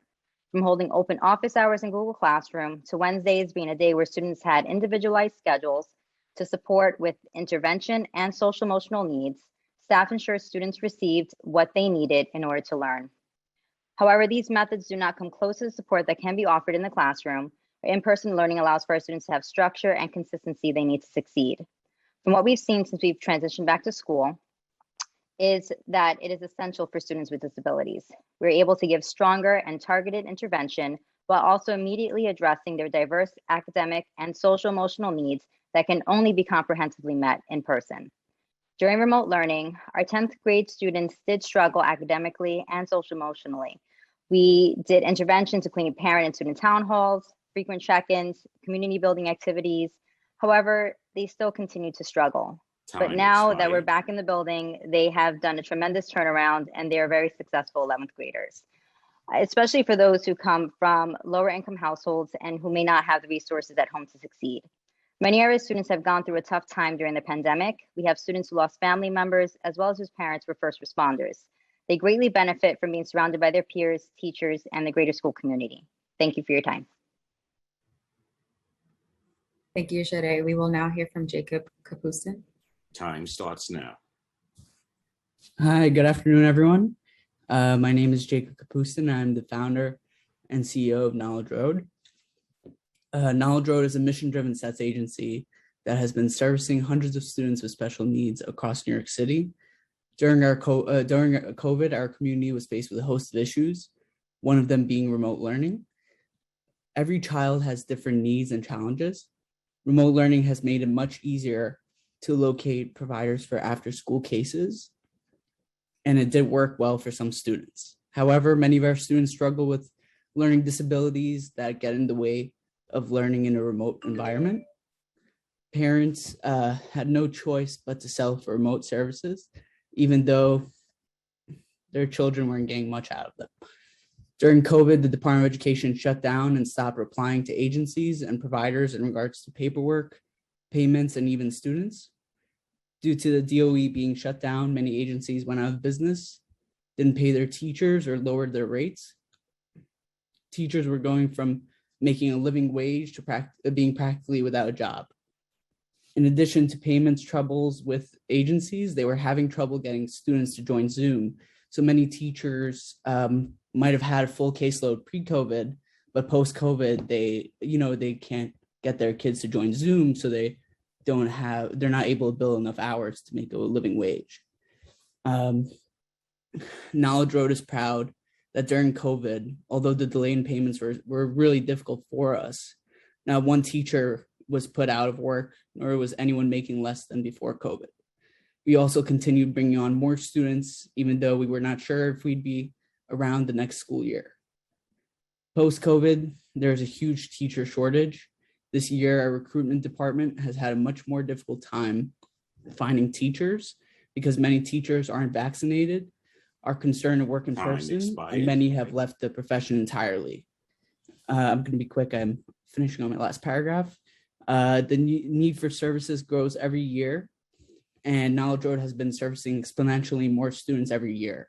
When COVID hit, we were helping more and more students, paying our teachers well and on time, providing online teaching materials to our providers, and doing everything possible to have a smooth school year. However, the DOE still owes us 40% on our invoices from last year and 25% from 2 years ago. Why is it that a company that cares about its families and teachers must fight to survive year after year? Thank you so much. Thank you, Jacob. We will now hear from Gianna McGinnis. Time starts now. Hi, thank you. I'd like to thank the New York City City Council on Education for holding this hearing, and Chair Traeger for your dedication to advocating for equality in special education. This is indeed a critical topic. However, my son with a disability has never had his needs met in public school, even before COVID. In the first few weeks of his kindergarten year, I was made aware the school was struggling to manage my son Fox in the classroom. Crisis para was assigned to him. He was labeled a flight risk. I was scared and confused and unsupported, and I agreed to have him evaluated by the school psychologist. I was in complete shock after at the initial IEP meeting when my son was classified with an emotional disturbance. The experience was not the same as his pre-K or even 3K, and it didn't ring true with how I saw my son. The report from the school psychologist and my son's teacher said that my son was resistant to rules, defiant, known to tantrum, behave aggressively, engage in attention-seeking behavior with varying academic success depending on his mood, that he is hostile, emotionally disturbed, aggressive, and depressed. Not one single statement that I just read to you describes my happy, silly, bright son. I pleaded with the school for a reassessment. I saw that he was working hard to achieve literacy that was in line with his peers. I could plainly see that his brain did not process information in the way that the school was teaching him. And this caused him stress and further exacerbated his anxiety reaction when his educators met his requests for help with skepticism. I know my son, and I knew this report was inaccurate, so I went to an outside source and paid out of my own pocket for him to have a full neuropsych evaluation at my own expense. The independent assessor reported that he found Fox friendly, cooperative, engaging, and well-related. Ultimately, the assessment and subsequent assessments have diagnosed my son with dyslexia, not emotional disturbance. The examiner found that when my son was presented with a literacy skill that he felt he should know, that he had recognized that his peers knew, he became anxious and frustrated, which is apparently perceived by aggression. Was in his school. Speaking specifically to academic recovery, my son's IEP goals were set while he was still in kindergarten and while he still had the incorrect classification. He's now in second grade and appropriately classified with a learning disability, but we haven't updated his goals. There hasn't been a reassessment. So when the administrators were assessing data to assign him for academic recovery, they had inaccurate information and they placed him as low priority because he's met his kindergarten goals. This is not an accurate representation of the academic gap, which has significantly widened in the remote setting. There's absolutely no urgency in the process that is absolutely critical, particularly at this young stage of his academics. As you know, New York City has roughly 200,000 students with disabilities. 5% of these students are labeled as emotionally disturbed, which is categorically stigmatizing on young students with support needs. It will undoubtedly follow their academic careers, potentially beyond their academics. In this classification, 50% of students identify as Black, 38% identify as Latino or Latinx. This is alarmingly disproportionate. Labelizing already marginalized students with a classification that is stigmatizing only enforces current patterns of racism and oppression. Black and brown boys that are struggling in our school system are labeled as bad. If my son had white skin like I have white skin, I wonder how hard I would have had to advocate to get him support for his language disability. How can special education needs be met when we don't have accurate, unbiased assessments? Thank you for your time. Thank you, Gianna. We will now hear from Lauren Clavin. Time starts now. Hello, everyone. Thank you, Chair Traeger, and the rest of the council members. I'm not going to read from my prepared statement. A lot of it I've said here before, and my fellow parents today said what I wanted to express about the need for a remote option. Thank you, Tom Shepard and Paulette Healy and Amy Tsai and Rashida Brown Harris. And thank you to the student disability rights activists who showed up here to speak. I don't know if anyone from the DOE is still here. Ms. Foti, if you are here, I hope you listened to what that student had to say.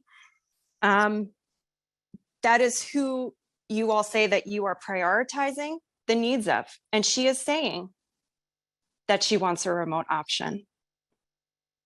And she said it brilliantly and very clear. And just quickly, I'm a parent of 2 children. I participated in the strike for safe schools. I have a child with multiple disabilities and an IEP and underlying health conditions that made it impossible for me to send him back to school this year. And I want to thank Jennifer Goddard for illustrating, unfortunately, why I didn't even bother applying for the home instruction option. And I think what she shared shows why that doesn't work. So thank you for sharing your story. And I'm currently no longer actually enrolled in a DOE school. My children are no longer enrolled in DOE schools because it was made very clear to me with subtle language that there would be an ACS call made if I didn't return my child to school. And as a former foster parent, I've had enough contact with ACS to know that I didn't want to invite that again. And I really want to stress here to anyone that has never had ACS involvement in their home, you cannot understand the terror, the absolute terror that it inflicts on an entire family, the trauma, the emotional abuse that occurs at the hands of people who call themselves representatives of child welfare, which we know that they're not, but that's a different story for a different committee. So I felt that I had no choice but to unenroll my children. And I'm now homeschooling, which is not something that I had wanted to do. I want my children to go back to school. As I said, just thank you to all the parents, and I hope that any DOE employees here are listening. And I thank you, Chair Traeger, for continually opening these spaces. As you said, this is a failure. It's embarrassing. It's a stain on the city. Like you, I blame the mayor, and this will be his legacy. And that I could say more. Thank you so much. Thank you, Lauren. We will now hear from Eileen Irizarry Ramirez. Time starts now. Hello, good afternoon. My name is Eileen Irizarry Ramirez. Can you all hear me? Yes. Okay, great. I have a child with special needs. I advocate for parents and children with special needs. And I was in a meeting last night and then a meeting previous on the day before where OPT just doesn't take responsibility for nothing. The DOE, really, you guys don't take responsibility for the problems either. And they just got a huge grant. More funding yesterday was voted in.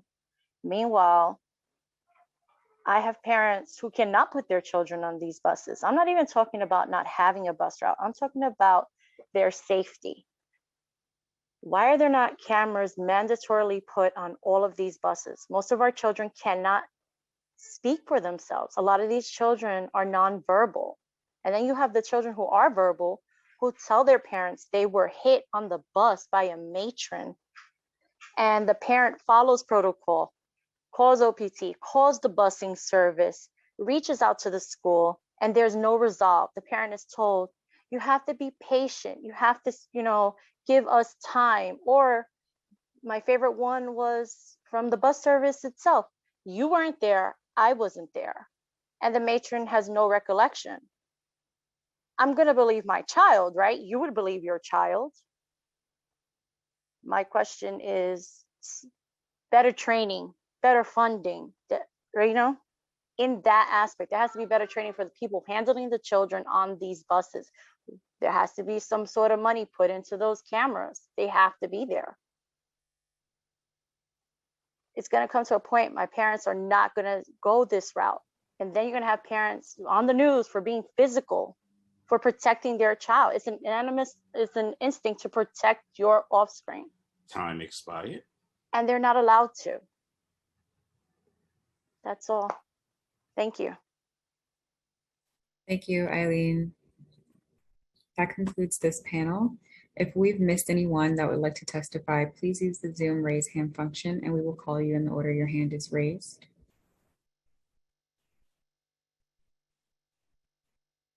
Okay, I'm seeing none. Chair Traeger, we have concluded public testimony for this hearing. Handing it over to you. Thank you. Thank you so much as well for stepping in today and doing a great job helping moderate. Thank you, Leah. Thank you, really. Much appreciation to you. Thank you. And to the entire staff. We, as I mentioned earlier, there's no way to sugarcoat this. We are failing. And we're failing. And the entire government needs to take responsibility here. We keep running into a brick wall of mayoral control in terms of what we can legally force, but we're going to continue to use this platform, as mentioned, to create a space for families and folks to speak up and rightfully advocate. I want the public to know that they cannot use the excuse of resources. Anyway, historically in the past, they could have used it here and there, even though when there's a will, there's a way. But now we are in receipt of billions of dollars. More is coming. There's no excuse anymore. And I think I heard some powerful stories today. Thinking of creating a bus program 3 months into school is like the equivalent of offering someone who's starving to death food after. That's the fact that our kids were not centered to begin with. That's already an indictment, because we've heard time and time again, equity, equity, equity. That was not the case. We have a lot of, and I know folks at DOE, some folks are still listening and so forth. There's no excuse. And I know that there are folks in DOE who agree with us. I know that. The issue is City Hall, OMB, the mayor's office, and we're not going to give up. And also to those parents and families, educators who have emailed me stories, please email me, mtraeger@council.nyc.gov. Every case I get, I follow up on with Christina Foti if need be. And also, I want to acknowledge her on the record. She does respond to me. She's one person. I wish she was more empowered and had more power in the administration. She does get back to me. Kevin Moran does get back to me. But this should not be a piecemeal thing. We need to have a more comprehensive approach here. So we have more work to do. I have some follow-up questions from this hearing. Forgive me. We have some work to do. I have some follow-up questions from this hearing, which we expect to get answers from the administration, and we'll share with the public accordingly. Thank you all for your powerful testimony, for your partnership. We have a lot more work to do. This hearing is adjourned.